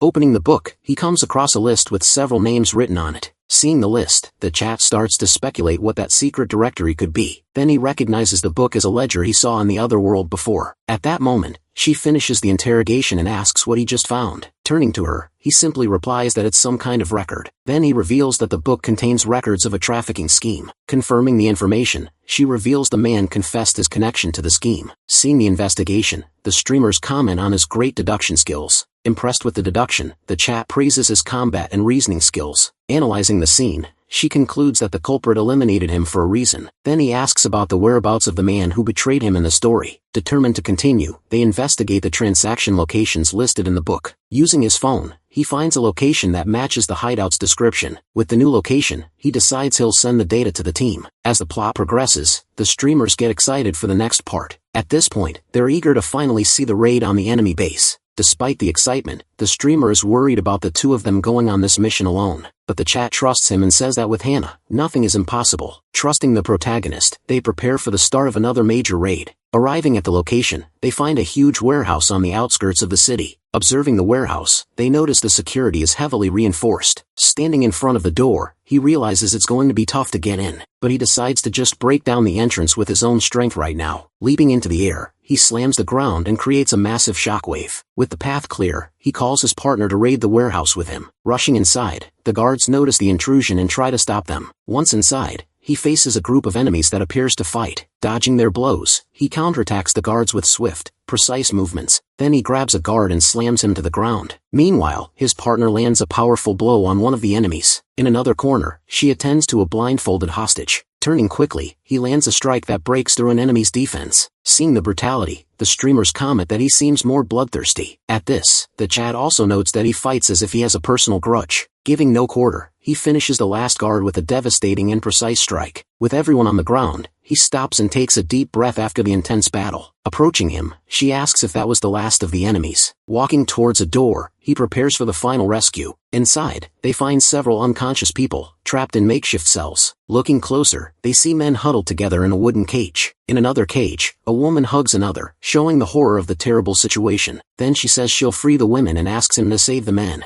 Approaching the men's cage, he faces the victims who are terrified. Without wasting a second, he simply shatters the lock with a powerful kick. Opening the door, he tells everyone he's there to finally save them all. But one of the prisoners shouts, telling the others not to be fooled by him. Desperate, the man accuses the masked figure of planning to sell them to other people. At this, he lunges forward and grabs him angrily, blaming him for the whole situation. Clutching his clothes, the man continues to unload all his pent-up frustration. Taking off his mask, he simply offers a sincere apology for taking so long to arrive. With the apology, the man finally breaks down and starts to cry right there. Still in shock, the man asks if it's true they can leave. Thanking him profusely, he bows as a sign of respect and final relief. Then he guides all the men to the exit of that horrible captivity. Warning them to be careful, he helps the last group of hostages get out. But upon seeing one hostage, he stops and stares at him strangely. In that instant, he has a flashback of an old battle comrade dying. Suddenly, he grabs the man's arm and calls him by another name. Not understanding a thing,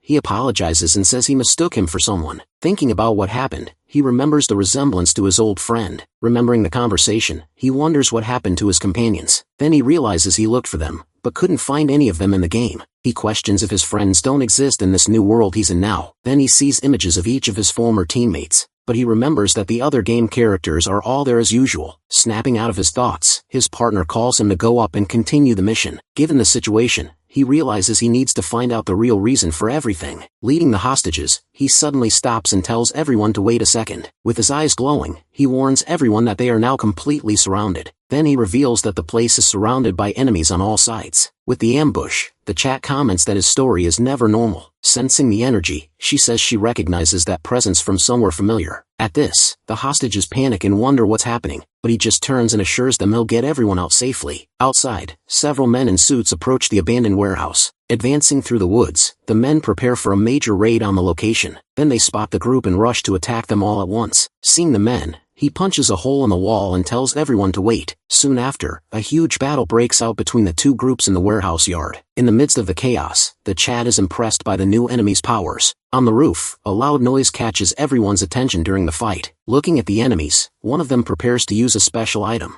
Without a second thought, the man in the suit swallows a mysterious pill on the spot. With the pill in his mouth, he just swallows it down in one quick gulp. Then he raises his head and faces the two of them as a new power emerges. Suddenly, the men in suits are enveloped by a dark and sinister energy. With this new power, he switches to Plan B and prepares an attack. Then he hits the ground and unleashes an area of effect electric attack. Right after, the energy explodes, creating a large smoke screen. In the middle of the smoke, he wonders where all the enemies went. Hearing a scream, he turns and sees that the hostages have been taken. Back inside, the men are using the hostages as shields to protect themselves. At this, the man attacks his partner and throws her to the ground with a single blow. Seizing the chance, one of them attacks his partner, but he defends with a blow. With the situation complicated, one of the enemies prepares to eliminate the hostages, but the enemy's blow is stopped by a mysterious hand that suddenly appears. Then it's revealed that the men are agents from the Dimensional Administration Agency. Unleashing his full fury, the enemy agent releases a massive amount of stored power. Firing his energy, he charges at the team that was trying to surround him. Just then, Baek Woo-hyun suddenly appears and lands a powerful blow right on his face. Right after, he spins in the air and continues the attack with another strong hit. Hurled violently, the man slams into the wall as Kim Hana appears below him. Upon seeing her arrival, the agent on the ground is left completely stunned. Seizing the opportunity, Hana concentrates her own energy in her hands and prepares to attack. Then, she rushes forward and delivers a sequence of blows to the opponent's chest. Finishing the combo, she lands a final powerful attack that throws the enemy back. Fallen on the ground, the man can only watch as Hana dissipates the rest of her energy. Changing scenes, a commentator excitedly remarks on the team's victory in the match. But Jong Mayeon, next to him, notices a strange detail in the defeated enemy's words. At this, the stream's chat starts speculating about what that could mean for the future. Back in the arena, a massive explosion sends all the other competitors flying. In the midst of it all, Woo-hyun gets up, injured, and tries to see if his teammate is okay. Looking to the side, Woo-hyun calmly replies that he wasn't hurt in the attack. Turning to the victims, he announces that the danger is finally over and everyone can relax. Then, he asks Hannah what the enemy meant by the word traitors. Pointing at the agent's face, she says, "He looks like other enemies." Hearing this, Woo-hyun remembers that the drug they used was the same one. Worried, Hannah puts a hand on her head, thinking about the number of infiltrated spies. Next, she says she'll call for transport to rescue all the victims there. Meanwhile, on the stream, the chat grows concerned about the agency's current situation. Back in the studio, the commentators discuss the spies' audacity in acting so openly. Proposing a theory, one of the girls explains that this is a reaction to their actions. In the chat, all the viewers seem to agree that the theory really makes a lot of sense. Then,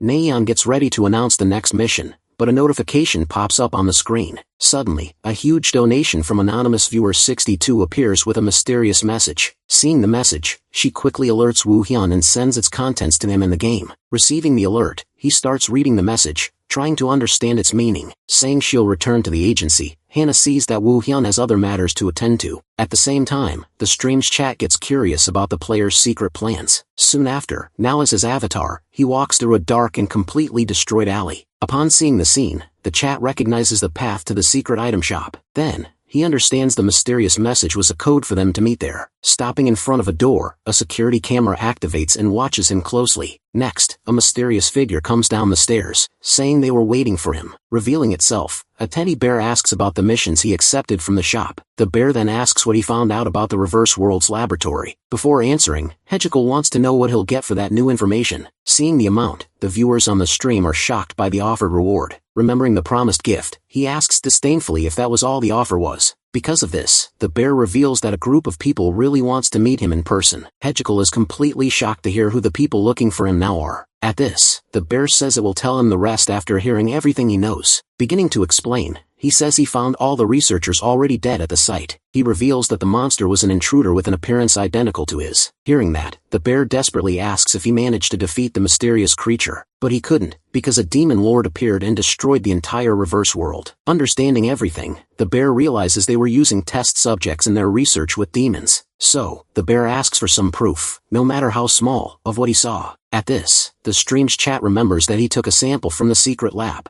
Remembering the sample, he thinks that the agency will really need that substance now. However, with so many traitors, he realizes the agency is no longer a safe place. Making a decision, he decides to hand over the sample to the bear and its organization, but he warns that if they abuse that power, he will hunt them all down himself. Feeling the pressure, the hooded figure agrees to the terms and accepts his proposal. Resolving the situation, he approaches the counter to hand over the sample he obtained. Before leaving, he asks why that group wants to meet him so badly. The bear then says he'll find out when he meets them, and asks if he will go. Without much hesitation, Hejikal finally agrees to meet with the mysterious group. Next, the bear hands over the reward and a cell phone for them to communicate. Taking the device, he remembers the gift that anonymous viewer had promised before. Meanwhile, the streamers get excited about the unique turns the story is taking. In the chat, the viewers begin to speculate whether the group will be allies or enemies. Leaving the shop, Hejikal receives a notification and stops in the street to read the message. Seeing the address, he decides to go to the location to find out who they are. Arriving there, he walks towards an abandoned factory in an industrial district. Entering the place, he senses the presence of someone standing there to his right, but suddenly, an attack comes from the left and he blocks it on reflex. From the blow, the blade falls to the ground and he asks about this welcome. Coming out of the shadows, a figure says they have a habit of catching people off guard. Upon seeing his face, Hejikal is completely shocked and speechless. Recognizing the voice, he remembers the one who was once his teammate. Going back in time, he recalls the many battles they faced together. Remembering his teammate, he sees him supporting him to keep going even while injured. Back in the present, Hejikal recognizes the face of his old friend,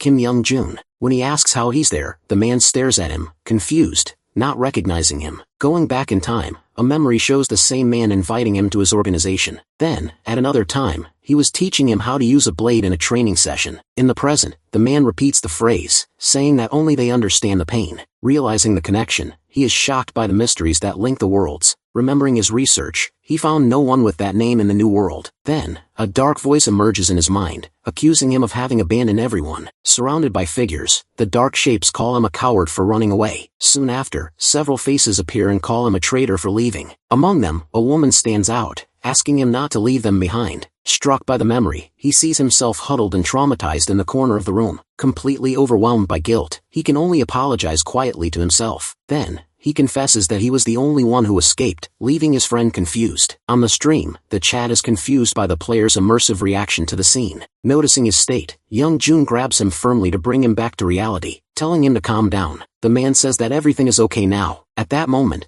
a memory emerges, showing him trying to save his younger self from something. Coming to his senses, he realizes he was lost in his own painful memories. Seeing the scene, Young Jun confirms he's a former test subject like the others. So, Hyejekyll asks who the leader of that secret organization that found him is. With a smile, he invites him to join their group to meet him. At that moment, he remembers a traitor who caused everyone's death. Fearing it will all happen again, he sees the same tragedy from his past. That's why he asks how he can find this leader as quickly as possible. Suspicious of the question, Young Jun stares at him, trying to understand his true intentions. He then questions if Hyejekyll thinks he can deceive someone like the leader. Suddenly, his phone rings in his pocket, and he turns to answer the call. Answering the call, he starts listening to what the other person is saying, but he's shocked to learn they sent a rookie on a mission alone. Worried, he says he's heading to the location and quickly hangs up the phone. When he tries to leave, Hyejekyll stops him, saying the meeting won't wait. Offering to help, a new rescue mission appears on his game screen. Arriving at the location, they find a bar that serves as a front for illegal experiments. As they go down the stairs, Young Jun confirms the place is just the base of operations. From upstairs, he explains that a team member got trapped trying to infiltrate alone. Planning the attack, he says he'll go in from the front while Hyejekyll attacks from the rear. Then, the two of them jump toward the building and begin their silent infiltration. Moving through the shadows, Young Jun readies his blade to attack the first guards in his path. With great speed, he bursts into the room and lands several blows on all the guards. Seeing this, one of the researchers panics and orders an immediate retreat. But before he can escape, Young Jun appears from behind and strikes him. Right after, he finishes off the man on the ground with another swift attack. Meanwhile, Hyejekyll prepares to attack the enemies in the other room. Unleashing his energy, he fires a single blow that destroys all the robots at once. On the stream, everyone is impressed by the duo's perfect synergy during combat. After clearing the room, Young Jun praises Hyejekyll's direct combat skills. Pointing the way, he warns that the hostage isn't there and they need to keep moving. Inside the building, they reach a room full of lined-up metal lockers. Trapped in one of them, the young hostage panics, not knowing what to do. Hearing a noise outside, he approaches the door to try and peek. Sensing a threat, he prepares an energy attack to defend himself against whoever comes. But upon opening the door, Hyejekyll finds the boy, who attacks him by mistake. Right after, Young Jun grabs him and starts scolding him for his recklessness. Pinching his cheeks, he reprimands him for almost getting caught by the enemy. Going back in time, Hyejekyll remembers when the boy was introduced to the team. Back then, the young boy followed him everywhere with great admiration, but he also remembers that, in the future, that same man ends his life. Back in the present, Young Jun warns that the leader is coming, and the boy panics. Before fleeing, he quickly thanks Hyejekyll for saving his life. As the boy runs away, Hyejekyll promises himself he won't let him die. Then, Young Jun turns and asks if he still wants to meet the mysterious leader. Changing scenes, a mysterious figure was waiting for him atop a nearby building. Introducing himself, the organization's leader walks toward them with his other subordinates. In the chat, the viewers are impressed by the imposing presence of the new mysterious character. Thanking them for the rescue, the leader completes the mission that was previously started in the game. Meanwhile, Hyejekyll clenches his fist tightly, trying to control himself in front of the traitor. Using a fake name, he introduces himself to the leader, hiding his true identity. Realizing the blunder, Young Jun also introduces himself in a very cheerful and relaxed way. At this, the leader lightly scolds him for not introducing himself before the mission. Hugging Hyejekyll, Young Jun says they're already like brothers in arms after all that. He then comments that he feels a strange familiarity, as if he's known him before. Hearing this, the leader says that everyone in the organization suffered in labs, just like him. He then mentions the boy they saved and Young Jun himself as examples. Placing a hand on his chest, he also includes himself among the system's victims. Right after, he explains that no one can defeat the corporate alliance alone. Extending a hand, he invites Hyejekyll to join their organization. Analyzing the offer, he wonders why the leader betrayed them in the past. Remembering the past, he recalls that the leader always risked his life for everyone. In his memories, things only got strange after a year in the organization. Believing he can change the future, he finally shakes the leader's hand and accepts the offer. With that, the leader welcomes him to the organization called Vengeance. On the stream, Naeon realizes he'll now have two in-game identities to manage. Getting very excited, the commentators prepare to end the stream for the day. Meanwhile, the chat complains that there won't be any more content and says goodbye to the streamers. Saying goodbye to the viewers, they finally end the live stream and promise to be back soon. Changing scenes, he receives a collaboration request while having coffee with Naeon. Sitting with him, Naeon explains there will be an auction before the game's main event, so she excitedly invites him to a joint stream to watch the event. Then, she explains the plan to do a trio stream with another famous female streamer. Thinking about the raid, he realizes he needs 5 more very strong players to participate. As he thinks about it, he sees the auction as an opportunity to find new allies. Making his decision, he finally accepts the invitation, surprising his friend with his answer. Celebrating his answer, Naeon excitedly pulls him along to go get something to eat. As they walk down the street together, she suggests the same restaurant they went to last time. In the distance, a woman just stands there, watching the two of them walk away down the sidewalk. Scene change, a single light flickers in a dark, abandoned hallway. Inside, Woo-hyun kneels beside an injured woman on the floor. With an empty gaze, she asks him to get revenge for everything that happened. Then, dark voices surround him, telling him to finish them all. Consumed by despair, he screams as he tries to cover his face. Suddenly, he wakes up in his bed, panting and terrified by the nightmare. Sitting up, he realizes he's been dreaming of that world every night. With a hand on his head, he grieves as he remembers the woman's name. Going back in time, he recalls she was the first to reach out her hand. Upon finding him, the woman calmly asks if he's feeling alright, but he reacts aggressively, slapping away the hand she offered. The impact sends her to the floor, surprising everyone in the lab. Awkwardly, he tries to apologize for reacting that way to her. Still on the floor, she takes his hand and says it's okay. In that moment, he realizes she was the only person he loved. Remembering the past, he saw Suwa crying for him while he was badly injured. At that, he promised her he would find a way for them to get out of that hell. Holding hands, she asked if they would ever be able to escape that place. Looking at her, he promised he'd find a way to get them out of there together. But in the end, he couldn't keep his promise and watched her get tortured. Tied to a chair, she said she couldn't take the suffering anymore. With tears in her eyes, she only managed to apologize before her last breath. Then, he lamented not being able to protect her in the end. Thinking of Young Jun, he wondered if Suwa was also in that game, but he remembered they all died before he even managed to escape the lab. Clutching the sheets tightly, he decides he needs to see it all with his own eyes. Just then, a message pops up on his phone, a reminder of today's special auction stream. Determined, he focuses on what he can do now and prepares for the future. Scene change, Naeon starts the stream and greets all her viewers in the chat. Then, she announces the auction and the arrival of 2 very special guests. Introducing her guests, Naeon calls Baek Woo-hyun and streamer Kim Sol to the couch. In the chat, viewers react with surprise seeing the 2 streamers together on the stream. Just then, a donation pops up on screen, making a joke about the situation between the guests. Seeing the chat continue, Naeon gets annoyed and threatens to ban anyone who persists. Then, she explains that Woo-hyun will be the coach, while the other streamer will play in the tournament. Next, the 3 of them turn to the big screen to see the team compositions. Appearing on stage, the auction's host welcomes the entire audience. Right after, he starts explaining the auction rules to the team leaders. Showing the tiers, he warns that point allocation will be essential for victory. When asked about the favorites, all the team leaders mention the same player. In the chat, the audience speculates her popularity comes from her connection to Ejikal. Because of this, the host decides to start the auction with the most sought-after player. Hearing the announcement, Kim Sol gets nervous and braces herself for the start of the auction.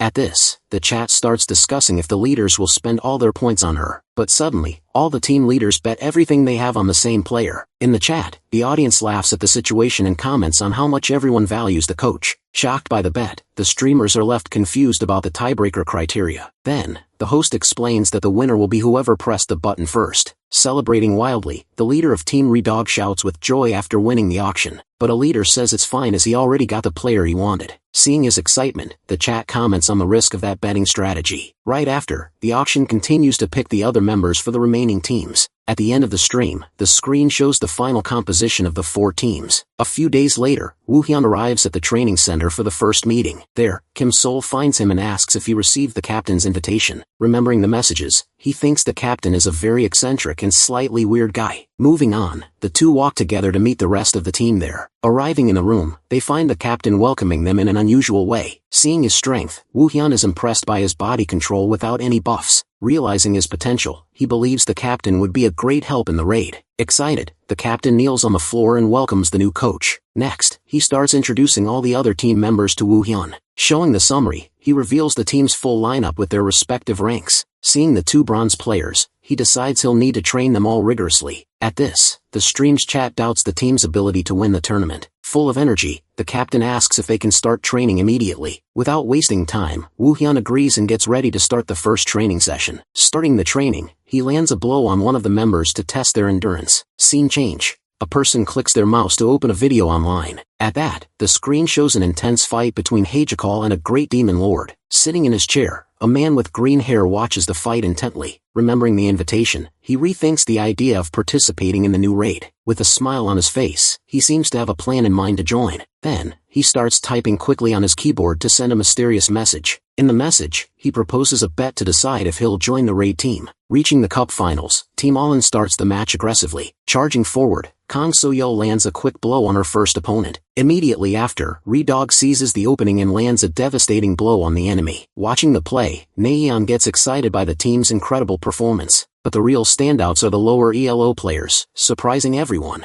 Not backing down, they faced the gold ELO players with great confidence and skill. In that same instant, the match finally ends with the team's crushing victory. With an undefeated streak, Team Allen takes home the championship's grand prize. Seeing the result, Naeon can't believe they actually managed to win the tournament. Remembering their training, the result was expected after so much dedication and effort. With the match over, he gets up to go to the meeting room. Scene change, a camera system is set up for a new live stream. Suddenly, Naeon appears and greets all the viewers who've joined the stream. She explains that she started the stream for a special match. Hearing this, the chat grows curious about the match. At that moment, a donation appears in the chat, asking about the opponent in the special match. With a smile, Naeon announces the big opponent for today's match. Cutting to the arena, a man was anxiously awaiting his opponent's arrival. Pro player battler emerges, greeting Hijikal to start the match. Reviewing the message, Naeon explains it was all a bet for a spot in the raid. With a taunting tone, battler says he recently broke his win streak record. He then reveals he tried to find him many times,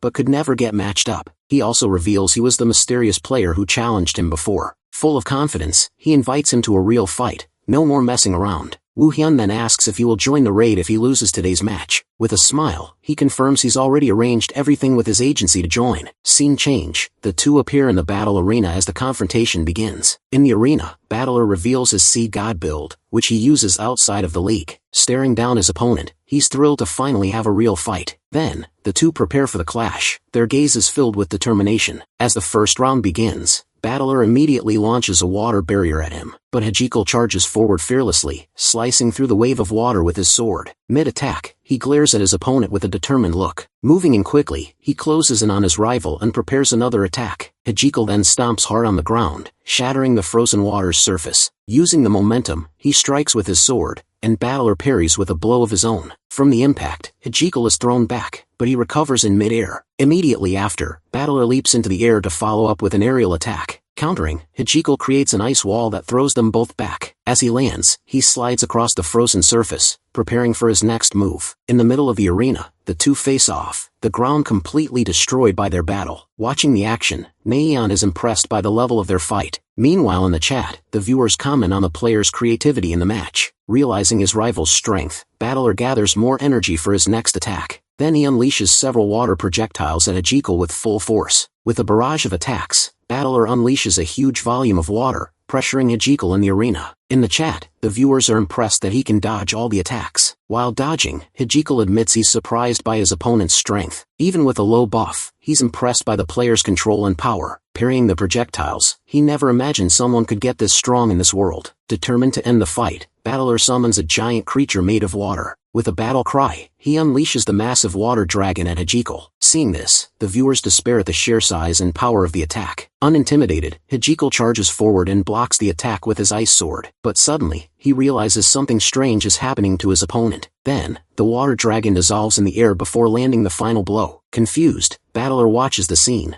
not understanding what happened to his attack. With a smirk, he reveals the first attack was just a distraction. Then, he clenches his fist tightly and prepares for his real attack. Next, an even bigger water dragon emerges from the depths to attack Hijikal. Analyzing the attack, Hijikal figures out his opponent's strategy and prepares himself. He understands that the first attack was just a feint to trick him in the fight. With a smile, he admits that his opponent is a truly insane player. Seeing his potential, Hijikal decides he needs to bring that player to his raid. Charging at the dragon, he prepares his sword for a single powerful strike. In a swift move, he passes through the dragon and hits battler square in the shoulder. From the blow, battler falls to his knees, ending the match in his defeat. With the fight over, Hijikal approaches his opponent, who acknowledges his defeat. Wounded on the ground, battler finally agrees to join the new raid team. With the match over, the two shake hands and seal the deal in the arena. Hyped up, Naeon says goodbye to the audience and enthusiastically ends the stream. Scene change, an empty energy drink can rolls across an office floor. Sitting in her chair, a woman looks exhausted after another day of work. In her mind, she lamented being unable to find any information in the data. Worried, she wonders what's going on with so many strange events in the game. Suddenly, her computer's screen starts to flicker with strange glitches. Then, the image of Isaac Goodman appears on the monitor and greets her cheerfully. Annoyed by his appearance, she stands up and questions him about his secret plans. Ignoring her questions, he says he can't give many details about where he is now. Realizing his stubbornness, she knows she won't get any clear answers from him. So, she asks why he's showing up now after such a long time with no contact. Confused by his answer, she tries to understand what this so-called perfect world is. Next, he explains that the game world is only half of the original. Hearing this, she panics at the possibility he's suggesting. Confirming her suspicion, he reveals that a place with many lords will be opened. With a smile, Isaac finally announces that the other world is about to arrive. At that moment, a dark portal opens and the chains around it break. Scene change. Abraxas seems to feel that the great turning point has finally arrived. Facing a giant demon, he confirms that all the preparations are finally ready. Days after the broadcast, Baek Woo-hyun was walking around, checking a message on his phone. He gets a notification and sees that Kim Hana has summoned him for a new mission. Meanwhile, the streamers are commenting on the start of another major live mission. Reading the message, Baek Woo-hyun gets ready to meet his partner and start the assignment. Arriving at the arranged parking lot, he spots Kim Hana waiting next to a black van. The two exchange a quick greeting before discussing their next steps. Getting straight to the point, he asks her what their new mission is. Flashing back, she recalls the traders they faced together in the warehouse. Continuing her explanation, she reveals she investigated their accomplices and found a new lead. Baek Woo-hyun listens intently as she tells him about the discovery of a possible secret dimensional portal. Cutting to a new scene, the streamers realize that all the events are finally connecting. Hearing about invaders, he remembers the doppelganger he encountered on the last mission. Without wasting any time, they decide to go to the location to investigate the situation themselves. Driving to a residential area, the two arrive at the location her investigation pointed to. On top of a building, they observe the perfect hiding spot for the so-called portal. Scanning the area, Kim Hana notices 3 elite guards positioned at the entrance. Baek Woo-hyun then prepares to infiltrate the location stealthily. Leaping from the rooftop, the two partners quickly descend toward the dark alley. Hearing a noise, one of the guards turns around suspiciously. Seeing only a cat, the man prepares to attack the animal for no reason. But before he can act, Baek Woo-hyun appears and grabs his hand from behind. He then covers the guard's mouth so no one can hear the noise. Taking advantage of the distraction, Kim Hana moves in on the other 2 guards who turned around. With a spinning kick, she manages to take down both enemies at once. After the fight, their opponents are on the ground, completely defeated by the duo. Finishing the fight, Baek Woo-hyun lands a direct blow to his opponent's face. Meanwhile, Kim Hana also strikes the last guard with a precise hit. With the path clear, they advance together and break down the large metal door. Upon entering, the duo finally finds the giant dimensional portal they were searching for. Then, Kim Hana asks if he's ready to enter the unknown place. Confident, Kim Hana agrees and prepares to enter the portal with her partner. Right after, they dive headfirst together into the mysterious purple dimensional portal. Coming out on the other side, they find a terrible scene with several bodies on the ground. In the broadcast's chat, everyone is shocked by the carnage on their screens. Among the dead, they notice that one of the researchers is still breathing. Immediately, Kim Hana grabs the survivor by the collar and demands answers about the place. Seeing the man wasn't talking, she presses on his wound to force a confession. In great pain, the researcher begins to confess that they drilled a hole there. Hearing this, the duo is in complete shock at the terrible, unexpected revelation. Cutting to a new scene, the streamers understand they've created a permanent bridge between worlds. In that instant, the viewers react with panic to the madness being broadcast. Furious, she demands to know the hole's location, but the man dies before he can answer. Unable to get more answers, she drops the man's lifeless body to the ground. Then, Baek Woo-hyun calls out to her so they can start searching for the hole. Suddenly, they both look up and see something giant emerging in the sky. Meanwhile, everyone in the broadcast chat reacts, completely terrified by the appearance. Seeing the creature, Baek Woo-hyun runs toward it to begin his attack. Getting closer, he comes face to face with the giant monster in its glowing chest. Back on the stream, Young Naeon realizes the hole is inside the monster. Beside her, the other streamer is totally shocked by the unbelievable revelation. At that, the chat comments that the dimensional hole is the creature's core. Trying to act, Kim Hana runs to help, but a mysterious voice tells them to stop. Suddenly, the doppelganger appears before them and announces that the connection is complete. Ignoring the warning, Baek Woo-hyun suggests they kill the monster to close the portal. With a smirk, the villain explains that his plan can no longer be stopped. Hearing that, Baek Woo-hyun finally understands that this was all part of Isaac's plan. Flashing back, he remembers Isaac's ambition to create a new world. Right after, Kim Hana gets ready to fight, saying she knows what to do. In that same instant, a powerful energy blast is launched toward the villain. Charging forward with everything she's got, she declares the doppelganger is the real enemy to be defeated. Looking up, Kim Hana is completely paralyzed by the size of the enormous creature. Then, the doppelganger invites them to the new world before making his move. Hearing this, the two partners are left speechless by the unexpected invitation. Right after, the villain simply jumps into the hole in the monster's chest as he enters. The creature starts to lose control and releases a wave of energy. The dark energy hits and pierces through the bodies of the two agents on site. Seeing the danger, she yells that they need to fall back as the portal begins to crack. Just then, the monster unleashes an energy blast as the duo starts to run for their lives. In that same instant, a gigantic explosion of energy consumes the entire surrounding area. After the smoke clears, Kim Hana gets up and goes to check on Baek Woo-hyun. Looking around, they realize the dimensional world was completely destroyed by the explosion. Meanwhile, the viewers comment that even the previously defeated guards were hit. Analyzing the debris, she notices the bodies were annihilated by the monster's power. Realizing the gravity of the situation, she takes out her phone to report everything to Captain Kim Chol. A short time later, the captain and his team arrive on site to assess the destruction. After hearing the report, Kim Chol officially declares an invasion against the monster. At that same moment, a system notification announces that the Great Invasion has begun. But right after, another notice announces a server maintenance in 5 minutes. Seeing the announcements, the streamers and the chat celebrate the start of the epic event. Meanwhile, Baek Woo-hyun braces himself for the battle that's about to begin. Suddenly, anonymous viewer 62 makes a very generous donation. Appearing on screen, Isaac Goodman watches everything with a very smug look on his face. On the other side, Baek Woo-hyun feels that something big is about to happen. At the same moment, a second mysterious donation appears on screen for everyone to see. Changing scenes, two girls are chatting calmly inside a bustling coffee shop. Showing her phone, one of them reveals she's watching the live broadcast. Right after, she asks her friend if she knows a guy named Baek Woo-hyun. Hearing the name, the other girl's expression turns very serious.